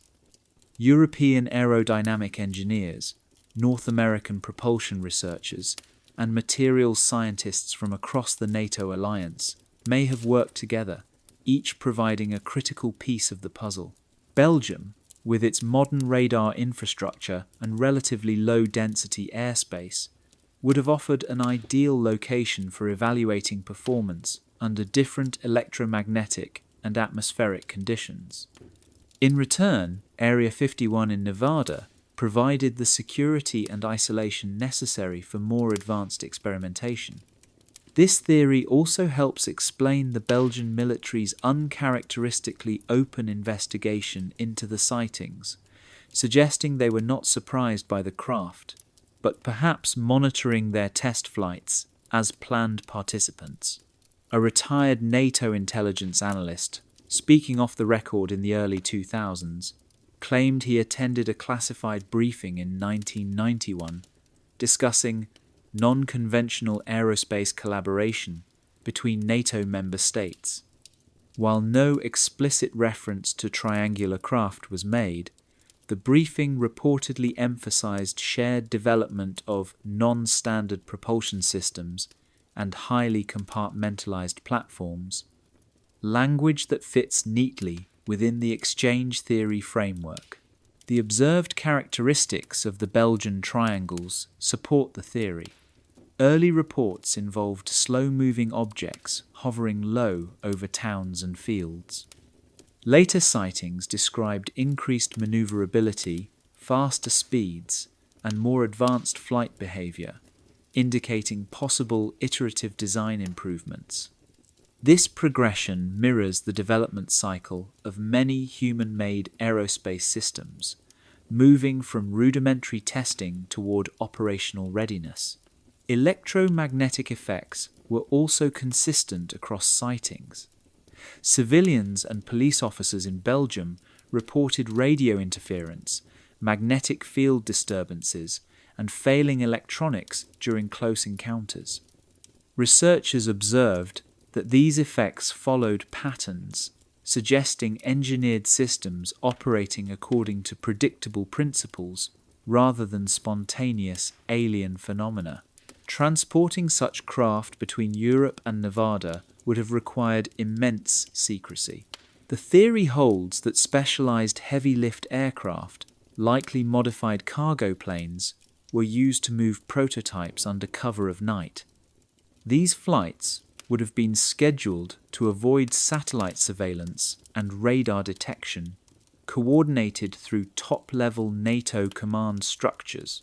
Indeed, aviation researchers have noted an uptick in unregistered military cargo flights between North America and Western Europe between late 1989 and early 1991. These aircraft often departed from American air bases associated with black projects and landed at secure NATO facilities with minimal documentation. While circumstantial, this activity aligns closely with the peak of triangle sightings in both regions. Interestingly, by the mid-1990s, public reports of triangle sightings began to decline sharply in both Belgium and Nevada. According to the theory, this suggests the test phase had concluded and the technology transitioned into fully operational, highly classified service. Once the prototypes were perfected, the craft would no longer need to be tested in public airspace. They would be deployed on missions where their capabilities could be used without exposure, likely for reconnaissance or electronic warfare roles. Critics argue that maintaining such an international secret would be impossible. Programs involving multiple nations inevitably create trails, budgets, transfers, personnel logs that eventually surface. Yet proponents point out that a program involving reverse-engineered alien technology would be protected by layers of secrecy far beyond typical military projects. If the stakes were as high as suggested, technology that could dominate the skies for decades, then extreme measures would be taken to prevent any leak. Technical studies of triangle sightings support the possibility of advanced but human origin designs. The triangular shape offers strong structural integrity while minimizing weight, ideal for high-performance aerospace craft. Reports of the absence of control surfaces align with experimental flight systems relying on electromagnetic manipulation rather than aerodynamic control. Alleged debris collected from encounters shows exotic but Earth-manufacturable alloys, indicating the use of human metallurgy to replicate alien materials. Ultimately, the Belgium-Nevada exchange theory provides a framework for understanding the mysterious black triangles not as isolated sightings or alien incursions, but as coordinated tests of a multinational black project. It bridges the gap between secrecy and science, explaining how such craft could exist without open acknowledgement. As we continue to explore the mystery of the black triangles, the exchange theory reminds us that not all extraordinary sightings require extraterrestrial explanations. Sometimes, the most astonishing possibilities emerge not from the stars, but from laboratories, hangars, and the strategic alliances of the world's most secretive organizations. In the next chapter, we delve into the controversial claims surrounding the TR-3B and the elusive Aurora program, both rumoured to be the end products of the very technology tested over Belgium and Nevada decades ago. Chapter 9, TR-3B and the Aurora program. In the hidden realm of classified aerospace development, where names obscure more than they reveal, two project designations have emerged through whispered testimony and shadowy documentation. The TR-3B. a triangular aircraft said to defy the laws of physics, and Aurora, a hypersonic initiative so deeply buried in secrecy that, to this day, it remains officially unacknowledged. The tale of these mysterious programs begins with a peculiar entry in the Pentagon's black budget for fiscal year 1986. Among countless classified line items, defense analysts identified a name that had not appeared before: Aurora. The requested funding was massive, amounting to billions of dollars, but no public explanation was ever provided. When questioned, Pentagon representatives issued the usual response: they could neither confirm nor deny the existence of any project under that name. Shortly after Aurora's appearance in budgetary documents, residents near Edwards Air Force Base in California began reporting unusual atmospheric disturbances. Unlike the clean, sharp cracks of conventional supersonic aircraft, these new sounds were deep, pulsating rumbles that rolled across the desert like rhythmic thunder. Researchers analyzing seismic data dubbed the effect "donuts on a rope," a description of the evenly spaced pulses recorded in the sonic profile. Around the same period, early morning skies over test ranges in the western United States revealed strange contrails unlike anything previously documented. These trails appeared segmented, with gaps between puffs, suggesting a propulsion system far different from standard jet engines. Aerospace analysts speculated that such patterns could only be produced by an aircraft moving at hypersonic speeds, likely exceeding Mach 5, and using pulsed propulsion. The connection between Aurora and the triangular craft surfaced through reports from alleged aerospace contractors who claimed to have worked on compartmentalized components of an advanced reconnaissance platform. These sources contended that Aurora was not a single vehicle, but a blanket term encompassing several next-generation projects. Of these, the TR-3B stood out as the most ambitious, an aircraft allegedly built upon principles derived from reverse-engineered alien technology. A former Lockheed engineer, speaking anonymously in the late 1990s, described being brought into a classified project in 1989. His task was to study unusually strong and lightweight materials, forming the structural components of a triangular airframe. These materials, he claimed, displayed properties inconsistent with conventional aerospace alloys and interacted strangely with electromagnetic fields, suggesting they were designed for non-standard propulsion systems. According to leaked documentation from the early 2000s, the TR-3B was a delta-shaped aircraft measuring roughly 200 feet on each side. The craft reportedly utilized a hybrid propulsion system, traditional jet engines for takeoff and landing, and a radically advanced electromagnetic system for high-speed, high-altitude flight. This dual capability would allow the craft to operate from standard runways while achieving extraordinary performance once airborne. At the heart of the TR-3B, insiders claimed, was a magnetic field propulsion reactor. This device supposedly generated a powerful toroidal field, forming what was described as a plasma confinement ring. By manipulating quantum gravitational fields, the system could reduce the aircraft's effective mass, enabling incredible acceleration and maneuverability with minimal stress on the airframe. This would also account for the aircraft's often reported silent operation. Evidence linking the Aurora program to Area 51 came through years of satellite imagery and aviation monitoring. Increases in construction of large hangars with atypical dimensions, new underground infrastructure, and increased security protocols during the 1980s and 1990s corresponded closely with Aurora's funding timeline. If a program like Aurora existed, there would be no more suitable location than the Nevada test site, remote, restricted, and already home to America's most advanced aircraft. Test flights of alleged Aurora craft began in the early 1990s, according to researchers and aviation spotters. Sightings of silent, triangular aircraft performing unexplainable maneuvers became more frequent, especially during clear, moonless nights over Groom Lake. International analysts observed anomalies as well.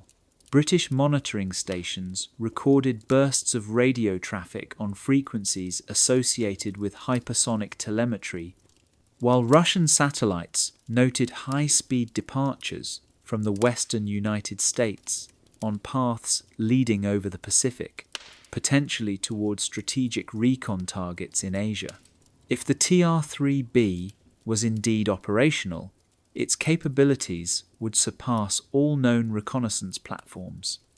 Leaked reports suggested it could reach any location on Earth within 3 hours, conduct detailed electronic or photographic surveillance, and return without entering contested airspace. Such reach and speed would make it a strategic asset beyond compare, justifying the massive expenditures and extreme secrecy. Flying at hypersonic velocities, however, introduces daunting technical challenges. Atmospheric friction at Mach 5 or higher generates intense heat that would destroy conventional airframes within minutes. The TR-3B allegedly overcame this with its electromagnetic field system, creating a kind of plasma sheath around the aircraft, reducing both friction and thermal load. This would not only prevent overheating, but could help render the craft partially invisible to radar. Conventional control surfaces become ineffective at hypersonic speeds. The TR-3B's control, therefore, would depend on manipulating electromagnetic vectors, allowing it to pivot, rotate, or change trajectory without aerodynamic input. Witnesses who observed the aircraft performing 90-degree turns at high speeds may have unknowingly seen this system in action. Another challenge, fuel capacity, was allegedly solved through the use of zero-point energy, a theoretical source drawn from quantum vacuum fluctuations. This limitless power source would remove the need for massive onboard fuel tanks, giving the TR-3B unprecedented range and operational duration.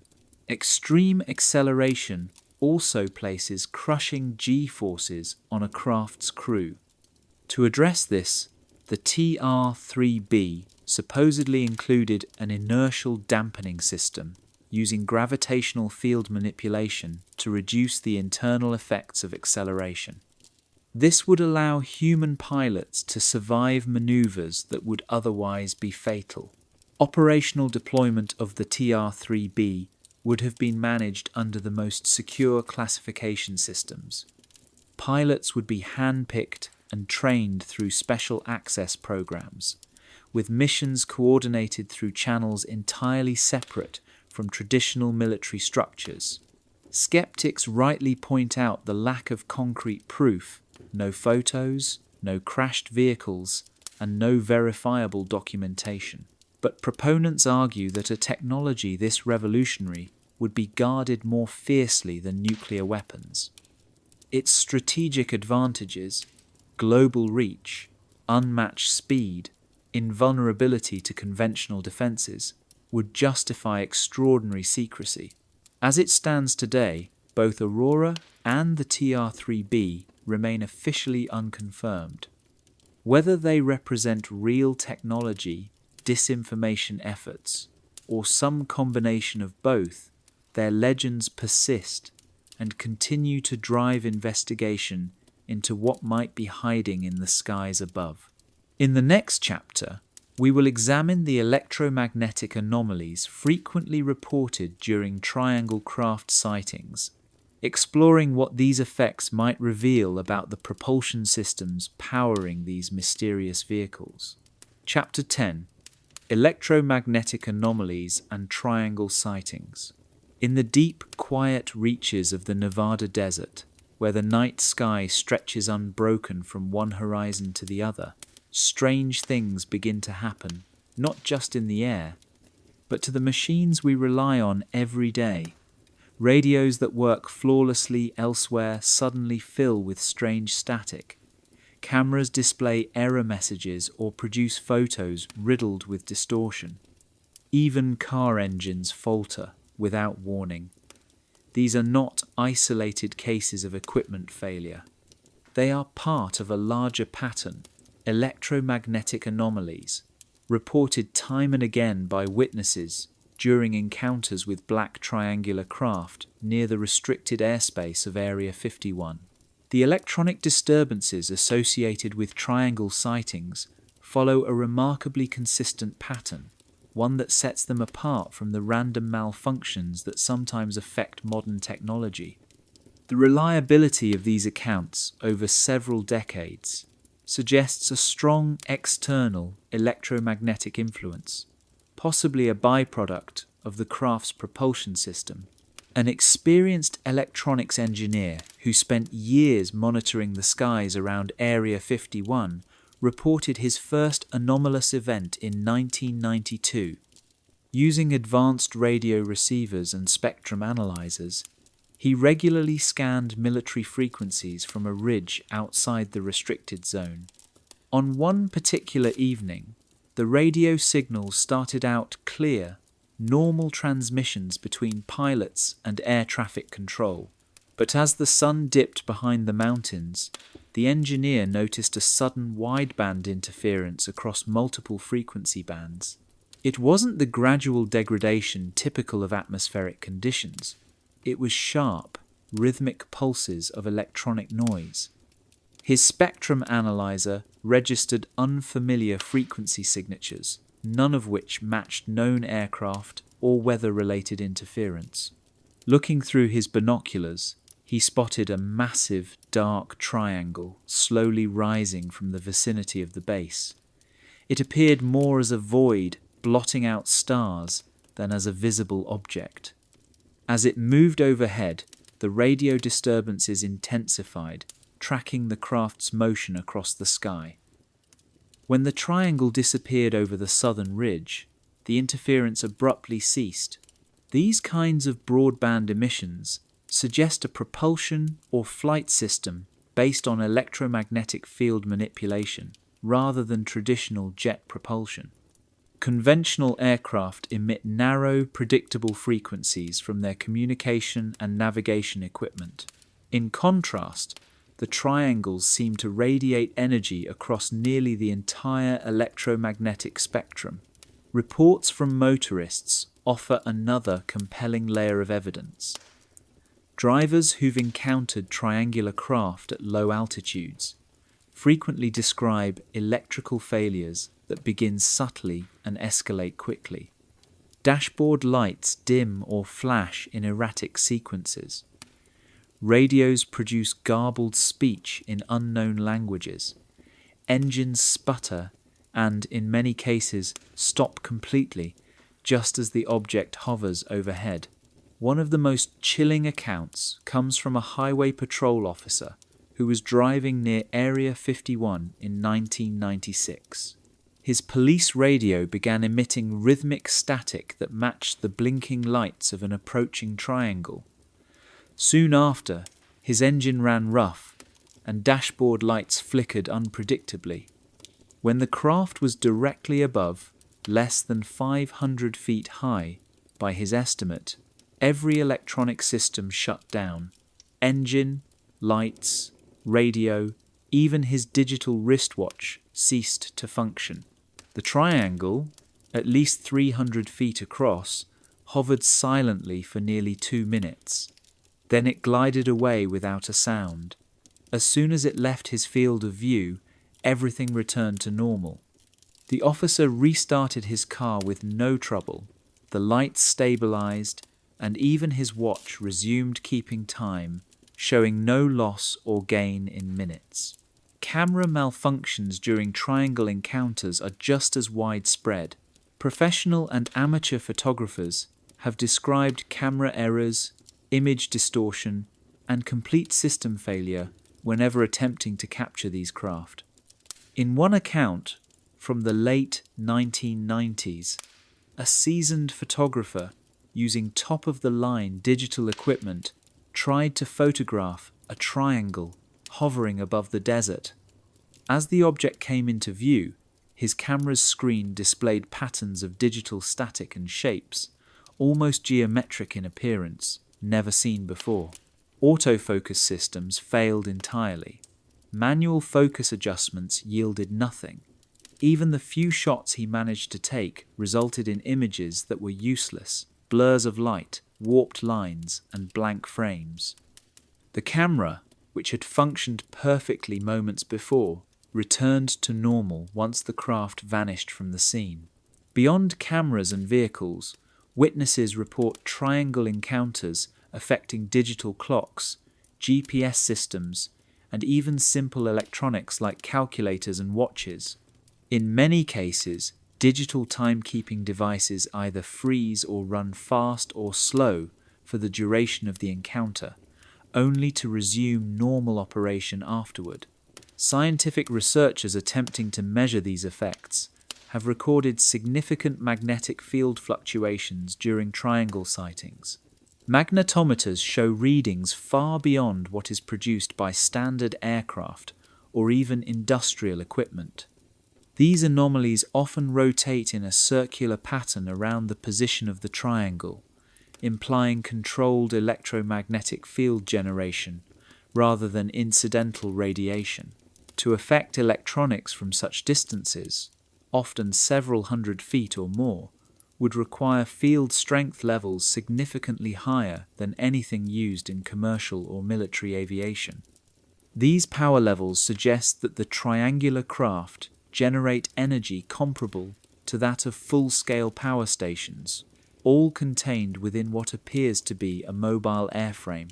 Perhaps most compelling is the selectivity of the electromagnetic effects. Some electronics are rendered completely inert, while others nearby continue to function without issue. This implies a highly sophisticated level of control, possibly involving frequency targeting or resonance effects tuned to specific types of circuitry. Observers also note that the intensity of interference depends on the operational mode of the triangle. When hovering or moving slowly, interference is relatively mild, limited to static or signal degradation. But during sudden accelerations or high-speed flight, the effects intensify, often disabling electronics at considerable distances. In several cases, even physical temperature changes have been reported. Objects near triangle flyovers, metal fences, car hoods, even handheld devices have felt unusually warm or cold to the touch following the event. These sensations hint at electromagnetic fields carrying thermal energy, possibly as a byproduct of propulsion. After these encounters, recovery varies. Some devices function normally right away, others require resets or continue malfunctioning for hours or even days. In rare cases, electronics are permanently damaged, suggesting intense exposure levels or circuit burnout. The uniformity of electromagnetic effects across different triangle sightings, regardless of time, location, or craft size, strongly suggests that these objects share a common technological origin. Whether they are the product of secret human development or something more exotic remains unknown.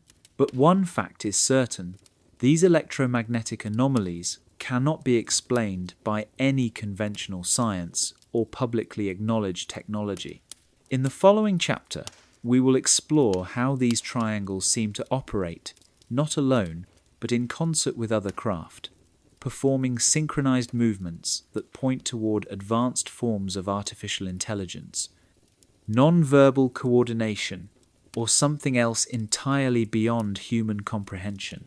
Chapter 11: The Triangular Formation Mystery. Above the vast and isolated Nevada desert, where the night sky unfolds in an unbroken canvas of stars, some of the most perplexing aerial encounters involve not solitary black triangles, but groups of these enigmatic craft moving in tightly controlled formations. These synchronized displays of flight suggest a level of control and communication that challenges both our engineering capabilities and our understanding of the physical laws governing flight. Whether glimpsed through binoculars from remote ridgelines or recorded by advanced surveillance equipment, these formation flights defy conventional explanation. The first reliable reports of triangular craft flying in synchronized groups over the airspace surrounding Area 51 began to surface in the early 1990s. Civilian observers equipped with high-powered optics began tracking multiple triangular-shaped objects flying together in the restricted zone. Unlike standard military formations, where human pilots maintain relative position through visual cues, constant adjustments, and radio communication, these craft appeared to fly as if bound by an invisible, rigid framework. Their positions remained precisely fixed, whether they changed speed or altered direction, with no apparent variation in spacing. One particularly compelling account comes from a retired United States Air Force pilot who witnessed such a formation in the spring of 1993. Stationed at a legally accessible observation point north of the base, he used a powerful set of binoculars to track 3 black triangular craft traversing the night sky in an equilateral triangle formation. Each vehicle maintained a consistent spacing of what he estimated to be approximately 1 mile apart, varying by no more than a few feet throughout a 20-minute period of observation. The most astonishing element of the sighting occurred when the lead triangle altered its heading by approximately 30 degrees toward the south. Instantly, without any perceptible delay, the 2 trailing craft adjusted their course in perfect unison, preserving the exact geometric arrangement as if all 3 were connected by invisible beams. This kind of instantaneous, seamless adjustment goes beyond what even the most advanced human-piloted aircraft formations can achieve, which inevitably involve minute delays due to human reaction time and communication lag. Researchers who have studied these formation flights have documented the precision of the geometry involved using sophisticated tracking technologies such as laser rangefinders and survey-grade optical instruments. In several cases, these tools have measured spacing consistency within less than 10 feet, even over distances spanning multiple miles. Such accuracy is beyond the capability of current aircraft navigation systems, especially during high-speed maneuvers or abrupt directional changes. On more than one occasion, witnesses have reported formations involving 5, 6, or even 7 triangular craft. One particularly memorable incident featured 7 objects forming a perfect hexagon, with the 7th craft stationed at the center. The group maintained this complex arrangement while performing advanced aerial movements, sharp 90-degree turns, vertical climbs, and rapid acceleration, all without losing their formation integrity. These patterns seem to serve no tactical purpose, and instead suggest a deliberate demonstration of capability. Theories about the coordination methods behind these displays vary widely.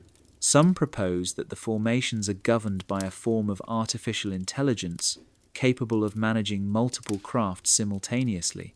Others suggest that the triangles communicate through unknown mechanisms that allow for instantaneous data exchange. Despite extensive radio surveillance conducted during these events, no standard electromagnetic signals or transmissions have ever been intercepted. The complete silence of the formations implies the use of communication technologies that lie beyond known physics or operate outside detectable frequencies. A leading hypothesis in more speculative circles involves the use of quantum entanglement as a means of intercraft communication. In theory, if each triangular craft is equipped with entangled particles, changes in one vehicle's state could be instantaneously reflected in its counterparts, regardless of distance, allowing for perfectly synchronized movement. While this concept borders on the theoretical edge of physics, it remains one of the few plausible explanations for the flawless coordination observed. Some researchers believe that these formations may be more than just technological demonstrations. They might represent an intentional message. The precision of the geometric patterns, perfect triangles, hexagons, and straight-line arrays suggests a symbolic purpose, as if the craft are exhibiting their capabilities to observers on the ground. Such displays may be designed to impress, intimidate, or simply communicate a message through form and function. Biological or exobiological theories also surface in discussions of these mysteries. If these craft are operated by non-human intelligences, whether extraterrestrial or otherwise, it is conceivable that their pilots use telepathic or hive mind communication. In such a scenario, each craft would not be piloted independently, but rather as a collective consciousness, allowing for instantaneous coordination without the need for technological communication devices. Interestingly, atmospheric conditions such as wind, temperature fluctuations, and air pressure, factors that typically influence conventional aircraft formations, seem to have no effect on the behavior of these triangles. This suggests that each vehicle generates a localized flight environment, effectively isolating itself from external disturbances through advanced propulsion or field manipulation systems. The length of these formation events varies greatly. Some last mere minutes, while others continue for hours. In longer displays, the formations often shift through a series of geometric patterns, always maintaining precise alignment. This constant reconfiguration further suggests that these are not random flights, but possibly exercises, tests, or choreographed demonstrations. Even the manner in which these formations dissolve defies convention. Unlike standard aircraft that peel off one by one, the triangular craft tend to separate all at once, flying off in divergent directions with the same synchronicity they displayed throughout the flight. This uniform disengagement reinforces the idea of a centralized or unified control system. For those who witness these displays, the experience is often deeply transformative. The mechanical precision, the coordinated intelligence, and the sheer technological sophistication on display challenge long-held beliefs about what is possible in the domain of human engineering. Many leave their encounters with a lingering sense that they have seen something not just advanced, but alien, whether in origin or in principle. Photographic documentation remains elusive. Many attempts to capture these formations result in blurry or incomplete images, and video recordings often suffer from strange interference patterns that distort the geometry of the scene. This difficulty only adds to the enigma surrounding these formations. Whether these flights represent covert terrestrial programs, reverse-engineered alien technology, or direct demonstrations from an intelligence beyond Earth, their implications are profound. They suggest not merely a breakthrough in aviation, but a paradigm shift in how we understand coordination, communication, and perhaps even consciousness itself. In the next chapter, we will leave the high-security perimeter of Area 51 and follow the highways that skirt the base, where civilians have had personal and often chilling encounters with these mysterious craft, up close and in unforgettable detail. Chapter 12. Civilian Encounters on Highway 375. Highway 375 cuts through the Nevada desert like a solitary thread of asphalt, weaving its way between distant mountain ranges and endless plains of sagebrush. Known officially as the Extraterrestrial Highway since 1996, this desolate route has gained fame not for where it leads, but for what occasionally appears above it.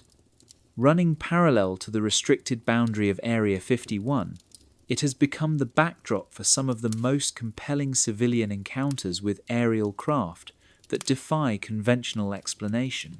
The patterns behind these sightings have remained strikingly consistent for decades. Most occur during the early morning hours, typically between 2 and 5 o'clock, when the desert is at its quietest and traffic along the highway is minimal.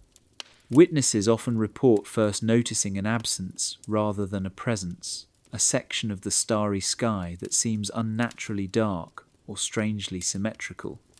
Upon closer observation, they realize they are looking at a massive triangular craft, suspended motionless in the sky, often just a few hundred feet above the highway. One of the most detailed accounts comes from a long-haul truck driver who regularly traveled the route during the 1990s. It was approximately 3:30 in the morning on a crisp October night when he crested a gentle hill about 20 miles from the restricted border. Ahead of him, the highway stretched forward in a perfectly straight line, illuminated only by the beams of his headlights and the countless stars above. As he descended the slope, he noticed a strange blackness ahead, a portion of the sky where no stars could be seen. His first assumption was that a cloud had drifted overhead, but the air had been clear just moments before. As he drew closer, the dark shape resolved into a massive triangular object, silently hovering about 500 feet above the road. The size of the object was staggering. He estimated its width at over 400 feet, far wider than the road and extending into the desert on either side. It moved neither forward nor back, nor did it emit any noise. There was no engine hum, no turbulence, not even the whisper of displaced air. As his truck passed beneath it, the man experienced a disorienting sensation, as though the open highway had been transformed into a tunnel beneath the looming structure.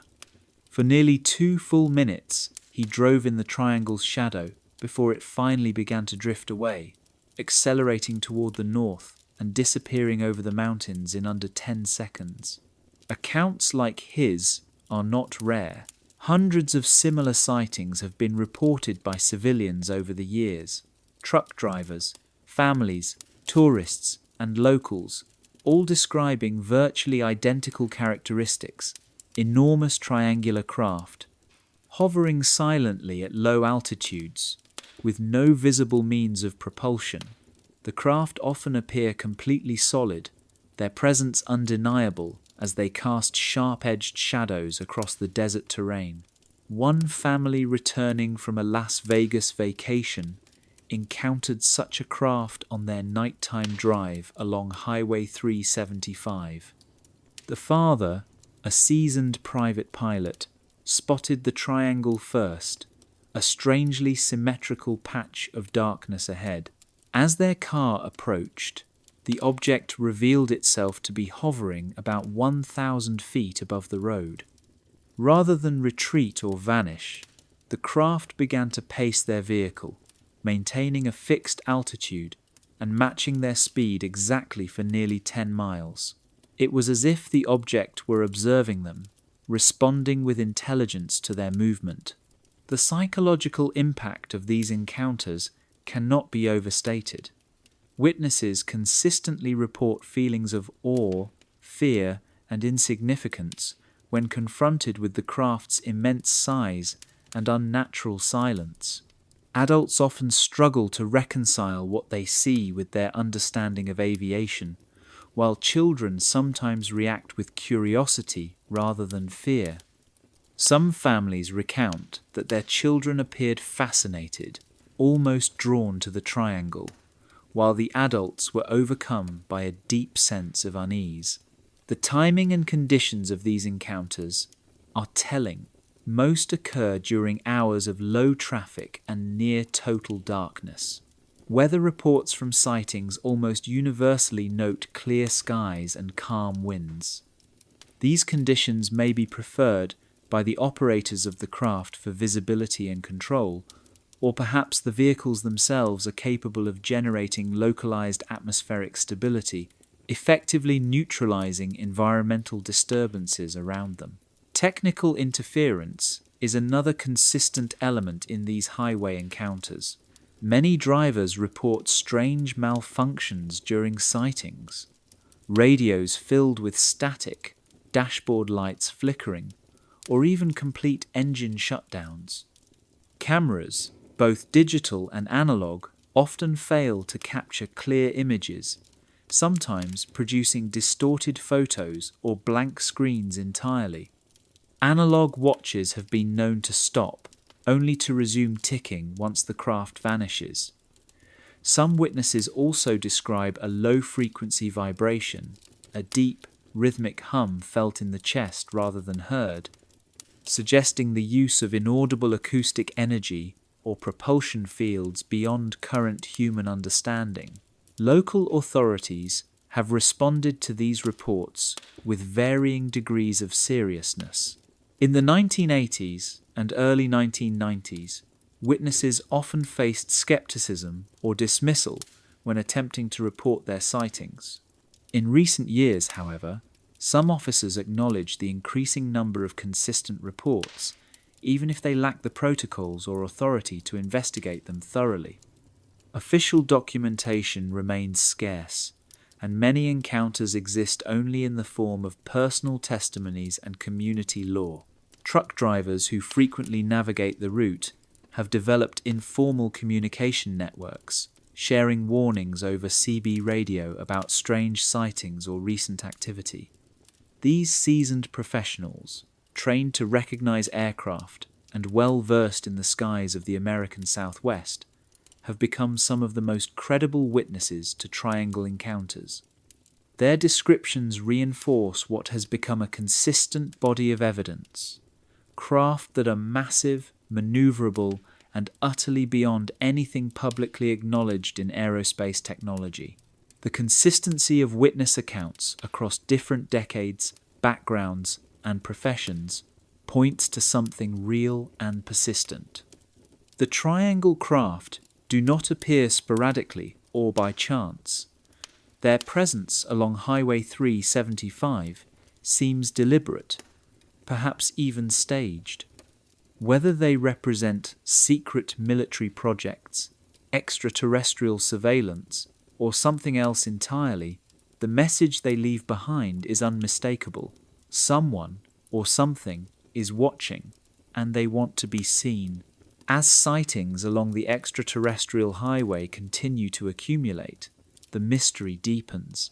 In the next chapter, we will explore how government agencies have responded to these reports, sometimes with denial, sometimes with deflection, and increasingly with language that hints at knowledge kept just out of public reach. Chapter 13: The Government's Triangle Denial. Within the shadowed corridors of intelligence agencies and secured military installations, where the flow of classified information is tightly controlled, the United States government's response to black triangle sightings has followed a curiously consistent pattern. For decades, this response has relied on a blend of denial, misdirection, and carefully worded acknowledgements, a strategy that neither confirms the legitimacy of these sightings nor directly refutes them. In effect, the absence of clear answers has become a language of its own, one that speaks volumes through its silence. During the earliest operational years of Area 51, particularly in the early 1980s, military officials categorically denied any unusual activity over the Nevada test site. When early civilian witnesses reported strange triangular aircraft flying silently above the desert, they were met with standardized government statements. The military could neither confirm nor deny specific operations, but assured the public that all activities adhered to standard safety protocols. However, this wall of silence began to crack during the late 1980s and early 1990s as triangle sightings surged both domestically and internationally. The Belgian Triangle Wave, which began in 1989, drew global attention after NATO military officials confirmed that radar systems had tracked unidentified triangular craft maneuvering in ways that defied known aviation principles. Meanwhile, reports from Highway 375 near Area 51 accumulated with descriptions of massive black triangles hovering or moving silently in geometric formations. Faced with mounting pressure, government agencies shifted from outright denial to what intelligence insiders describe as selective acknowledgement. Officials began admitting that radar had picked up unidentified aerial phenomena within restricted airspace, but emphasized that these detections did not confirm the presence of unknown or extraterrestrial technology. This tactic allowed for public acknowledgement while still denying any direct correlation with the mysterious triangle craft reported by so many credible witnesses. During this period, congressional inquiries into unusual aerial sightings, including triangles, were met with briefings that appeared to address lawmakers' concerns but offered very little substance. Pentagon representatives admitted to receiving and investigating triangle reports, only to conclude there was no evidence of technology beyond known capabilities. They carefully avoided mentioning recurring details like silent hovering, electromagnetic disruptions, or maneuvers that contradicted basic laws of physics. The public revelation of programs, such as the Advanced Aerospace Threat Identification Program, known as ATIP, in 2017, added another layer to the narrative. While these programs admitted to studying unidentified aerial phenomena, they avoided discussing specific incidents involving triangular craft. In doing so, the government appeared transparent without addressing the most consistent and perplexing elements of triangle sightings. The language used in official communications is telling. Terms like unidentified aerial phenomena and anomalous vehicles are employed instead of UFO or extraterrestrial, allowing for plausible deniability. These carefully crafted phrases admit that something is occurring in the skies without acknowledging the possibility that it lies beyond conventional explanation. When pressed for details, officials often resort to standard rationalizations. Triangle sightings are attributed to experimental aircraft, weather balloons, satellite reflections, or misidentified commercial aircraft. However, these explanations fail to account for the extraordinary characteristics repeatedly described by witnesses: craft that hover motionless, move without making a sound, cause electromagnetic interference, and accelerate at impossible speeds. Official statements frequently appear in response to spikes in public attention, whether triggered by documentaries, news investigations, or viral videos. These responses tend to offer just enough clarity to diffuse curiosity while withholding any confirmations that might lead to further scrutiny. This pattern reveals not a reactive government, but a calculated strategy of information control. Attempts to obtain triangle-related records through the Freedom of Information Act typically yield little. Many requests are met with denials citing national security exemptions, while others result in documents so heavily redacted that they are effectively useless.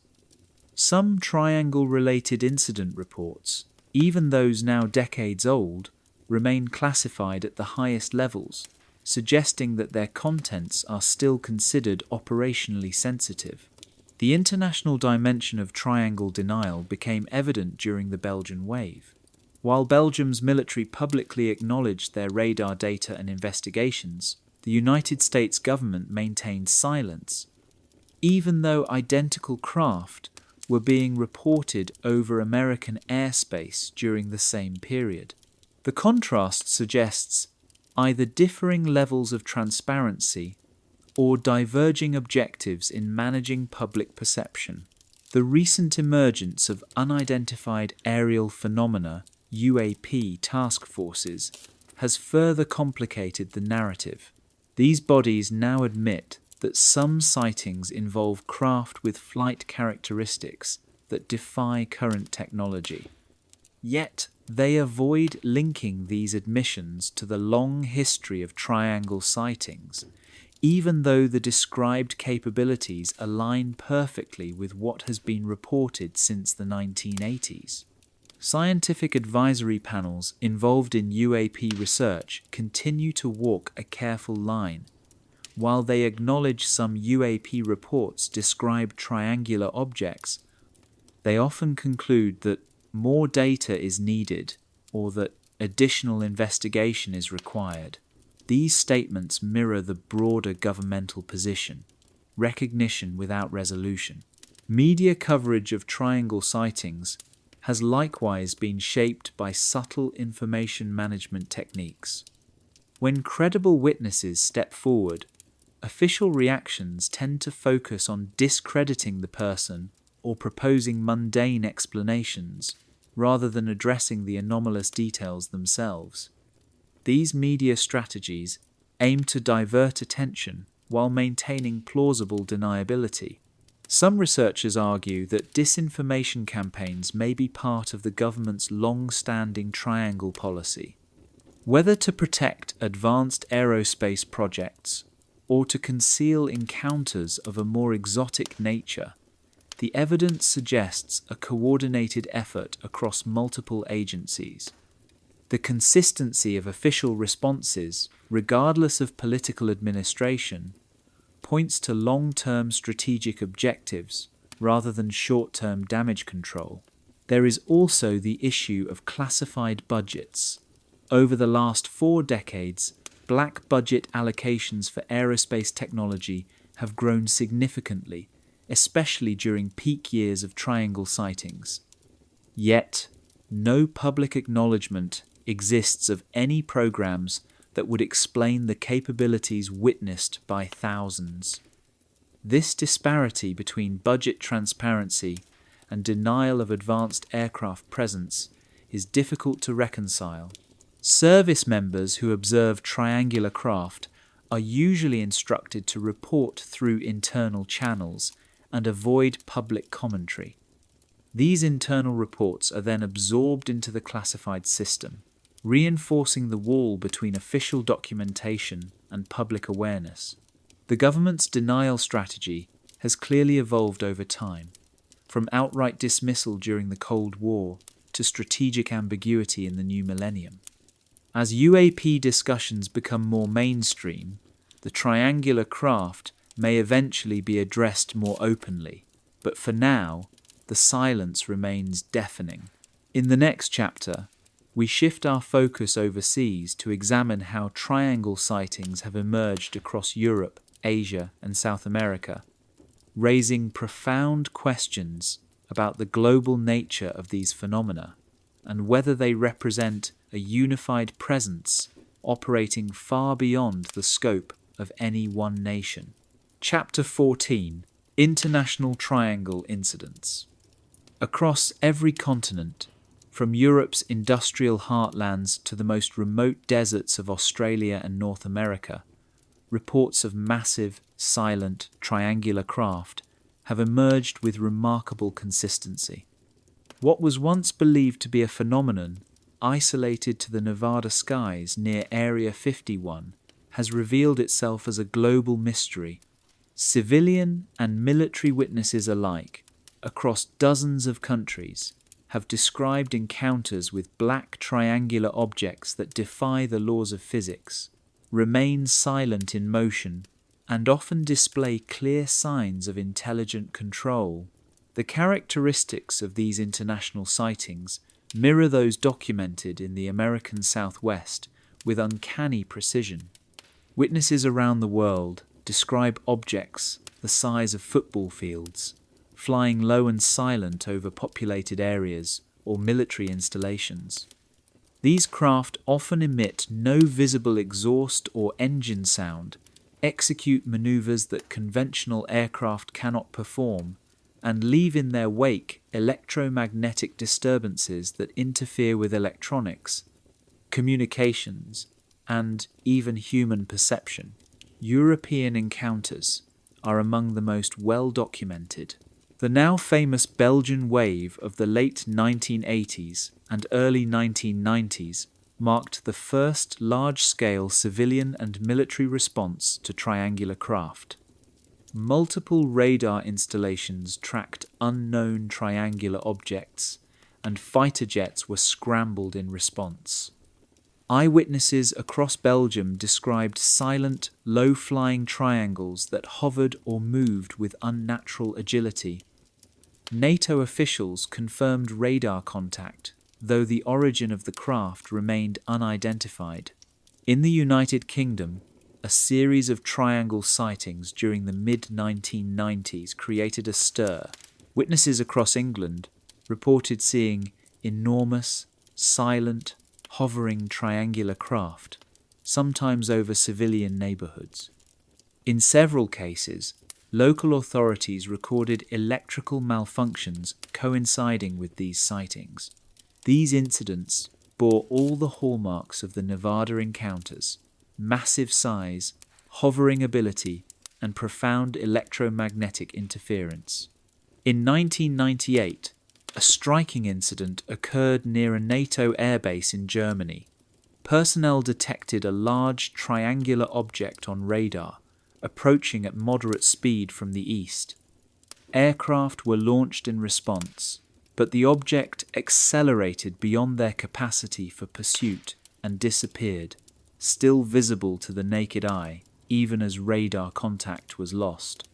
Witness accounts from the pilots confirmed that the object outmaneuvered them with ease, suggesting stealth or propulsion capabilities well beyond anything then publicly known.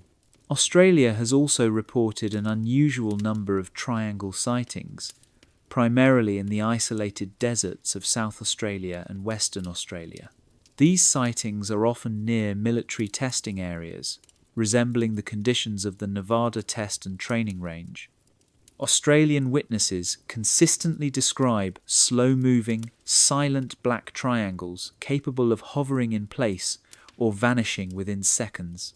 These reports, which span decades, align with the key attributes reported elsewhere around the globe. In Canada, most triangle sightings occur near the border with the United States, suggesting possible connections to American aerospace programs. Civilian pilots and residents in provinces such as Alberta and British Columbia have described seeing triangular craft moving between American and Canadian airspace. These flights often follow paths that connect known military or aerospace facilities on both sides of the border, reinforcing theories that at least some of these craft may be linked to covert operations. Even in Russia and the former Soviet republics, triangle sightings have surfaced, particularly around sensitive military zones. Declassified documents from the post-Cold War period reference triangular objects detected over radar installations and nuclear facilities. Soviet pilots and military personnel reported visual contact with large, black triangular craft that could not be identified by conventional means. These sightings occurred during the same periods that American and European witnesses were reporting similar incidents, raising the possibility of a truly global phenomenon. Across Asia, triangle sightings have been recorded in Japan, China, and South Korea. These encounters often coincide with large-scale military exercises or aerospace tests. In several cases, both civilian and military radar operators have reported unidentified triangular objects operating within or near restricted airspace. Just as in North America and Europe, these craft are consistently described as silent, massive, and capable of impossible flight maneuvers. The timing of international triangle encounters often aligns with geopolitical events, including military buildups, weapons testing, or satellite deployments. Peaks in sighting reports tend to follow periods of military tension or strategic exercises, suggesting that either the triangular craft are somehow involved in monitoring these activities, or their presence is triggered by heightened military activity. Despite vast cultural and geographic distances, witnesses across the globe describe nearly identical experiences. Whether in Germany, Australia, or South Korea, people report the same triangular shape, absence of sound, and technological features. The consistency in flight behavior, visual description, and electromagnetic effects strongly implies a shared origin or unified control behind these objects, whether terrestrial or not. Scientific studies conducted in France, Belgium, and Japan have collaborated to compare radar data, electromagnetic readings, and eyewitness testimonies. Despite differing scientific protocols and national policies, these independent investigations have consistently validated the triangle phenomenon. Collaborative data sharing between researchers has strengthened the credibility of triangle sightings as a genuine, recurring global event, not mass hysteria or isolated misidentifications. Different governments have responded to triangle sightings in vastly different ways. Some, like Belgium during the 1980s, have openly acknowledged and investigated the sightings. Others, such as China and the United States, have remained silent or issued vague denials. This variation may reflect differing levels of access to the technology, differing levels of involvement in black budget programs, or simple strategic policy decisions regarding the control of public information. Interestingly, triangle sightings around the world tend to occur in multi-year cycles, with clusters of sightings followed by periods of inactivity. These cycles do not align neatly with national borders or specific conflicts, suggesting that the activity behind the sightings follows a schedule or set of criteria beyond any single nation's planning.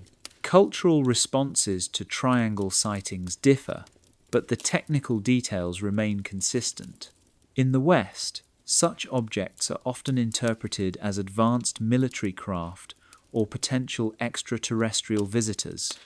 In East Asian cultures, the same sightings may be interpreted through spiritual or symbolic lenses. Yet, regardless of interpretation, the description of the craft itself, black, triangular, silent, and massive, remains unchanged.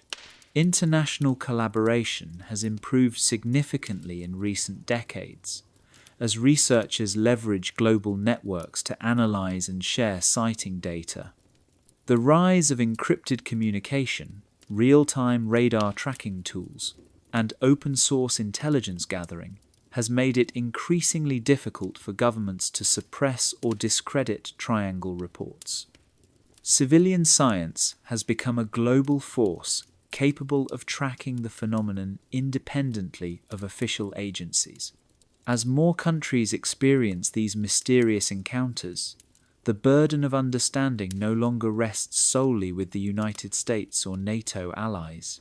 The triangle phenomenon is not local, nor is it a relic of Cold War paranoia. It is, increasingly, a planetary mystery, one that calls for transparent international cooperation, rigorous scientific inquiry, and open public dialogue. In our final chapter, we will explore what the future may hold for triangle research and whether the long-classified truths hidden within facilities like Area 51 may one day come to light. Chapter 15: The Future of Black Triangle Technology. As we approach the threshold of a new era in aerospace advancement, the enduring mystery of the black triangles observed over Area 51 takes on renewed significance. What began in the 1980s as silent sightings in the Nevada skies may now serve as the foundation for some of the most revolutionary developments in human flight. Whether these enigmatic craft have transitioned from experimental prototypes to fully operational systems, or remain deeply embedded within classified research, there is little doubt that their influence will shape the next chapter of aerospace evolution. Traditionally, military aerospace development moves in generational phases, each marked by substantial technological refinement. If the black triangles seen in the 1980s and 1990s represented early-stage prototypes, it is reasonable to assume that multiple generations of upgrades would have followed.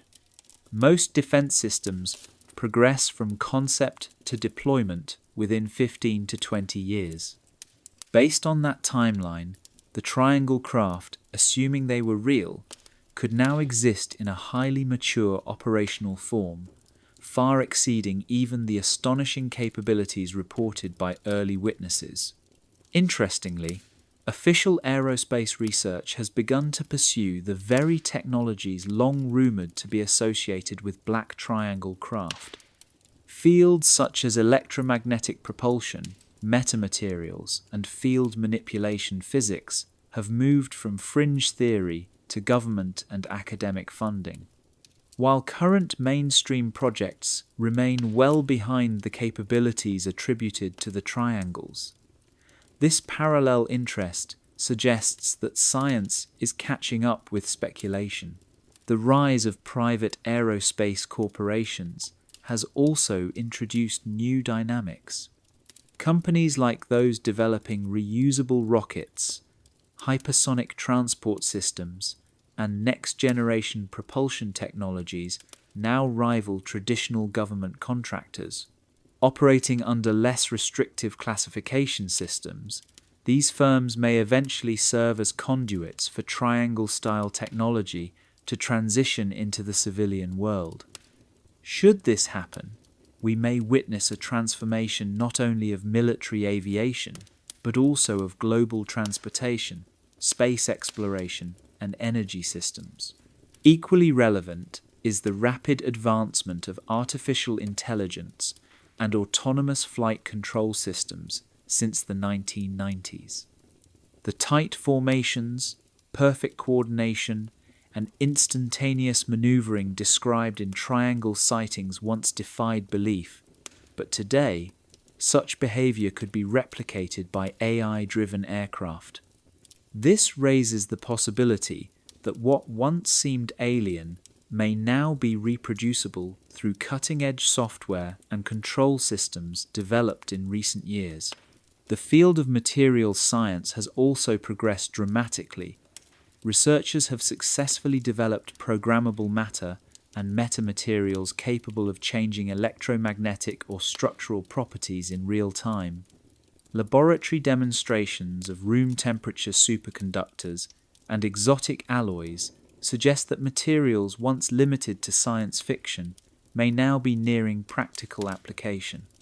These materials could explain several characteristics attributed to triangle craft, including radar invisibility, shape-shifting profiles, and even optical cloaking. Another factor potentially paving the way for triangle technology disclosure is the gradual release of government information on unidentified aerial phenomena, often referred to as UAPs. Official statements acknowledging the existence of craft, exhibiting performance characteristics beyond known human capabilities, create a conceptual framework for revealing advanced technologies without invoking extraterrestrial origins. This strategy of linguistic softening and slow disclosure may be laying the groundwork for eventual public recognition. Since the Cold War, international cooperation in high-tech aerospace development has grown. Joint programs between nations, once adversaries, now focus on propulsion, space exploration, and quantum physics. If triangle technology originated from non-terrestrial sources, it is conceivable that multinational teams were assembled to share the scientific burden. Such collaboration could have accelerated the transition from theoretical understanding to operational capability. The meteoric rise of the commercial space sector over the last 2 decades demonstrates that cutting-edge aerospace breakthroughs can transition to the public domain faster than ever before. Once solely the domain of state-funded agencies, orbital missions, satellite launches, and even crewed spaceflights are now undertaken by private companies. If triangle technology exists, its gradual integration into commercial platforms may follow a similar trajectory. Power systems remain one of the key enabling technologies for any advanced propulsion system. Fortunately, developments in compact fusion, high-density batteries, and quantum energy harvesting are rapidly approaching the thresholds believed necessary to power field-based propulsion systems. These advances could eliminate one of the primary engineering bottlenecks that may have hindered earlier triangle development. Culturally, society has undergone decades of acclimatization to radical technological possibilities. Through science fiction, media coverage, and UAP disclosures, public resistance to disruptive aerospace concepts has softened. Today's population is arguably more prepared, intellectually and emotionally, for the unveiling of revolutionary aircraft than at any point in modern history. The groundwork for societal acceptance is well underway. Strategically, the military continues to seek aircraft that can deliver the very capabilities attributed to black triangles: near-silent operation, hypersonic speed, invisibility to radar, and electromagnetic dominance. Whether derived from alien sources or human ingenuity, such capabilities align perfectly with 21st century defense objectives. Thus, the imperative to continue research in this direction remains strong, regardless of origin. As with any black project, the question of public disclosure is governed by multiple factors: geopolitical conditions, technological maturity, and economic impact. Historically, paradigm-shifting military technologies have remained classified for periods ranging from 20 to 30 years. Given that triangle sightings began in earnest during the 1980s, we now stand within the traditional window for potential disclosure, though the extraordinary nature of the technology may delay that process further. The economic consequences of unveiling triangle technology would be nothing short of transformative. The global transportation sector, reliant on fossil fuels, could be upended by a transition to electromagnetic propulsion or zero-point energy systems. Manufacturing, logistics, and even energy infrastructure would require a total overhaul. Such sweeping change may necessitate a carefully phased disclosure rather than a sudden revelation.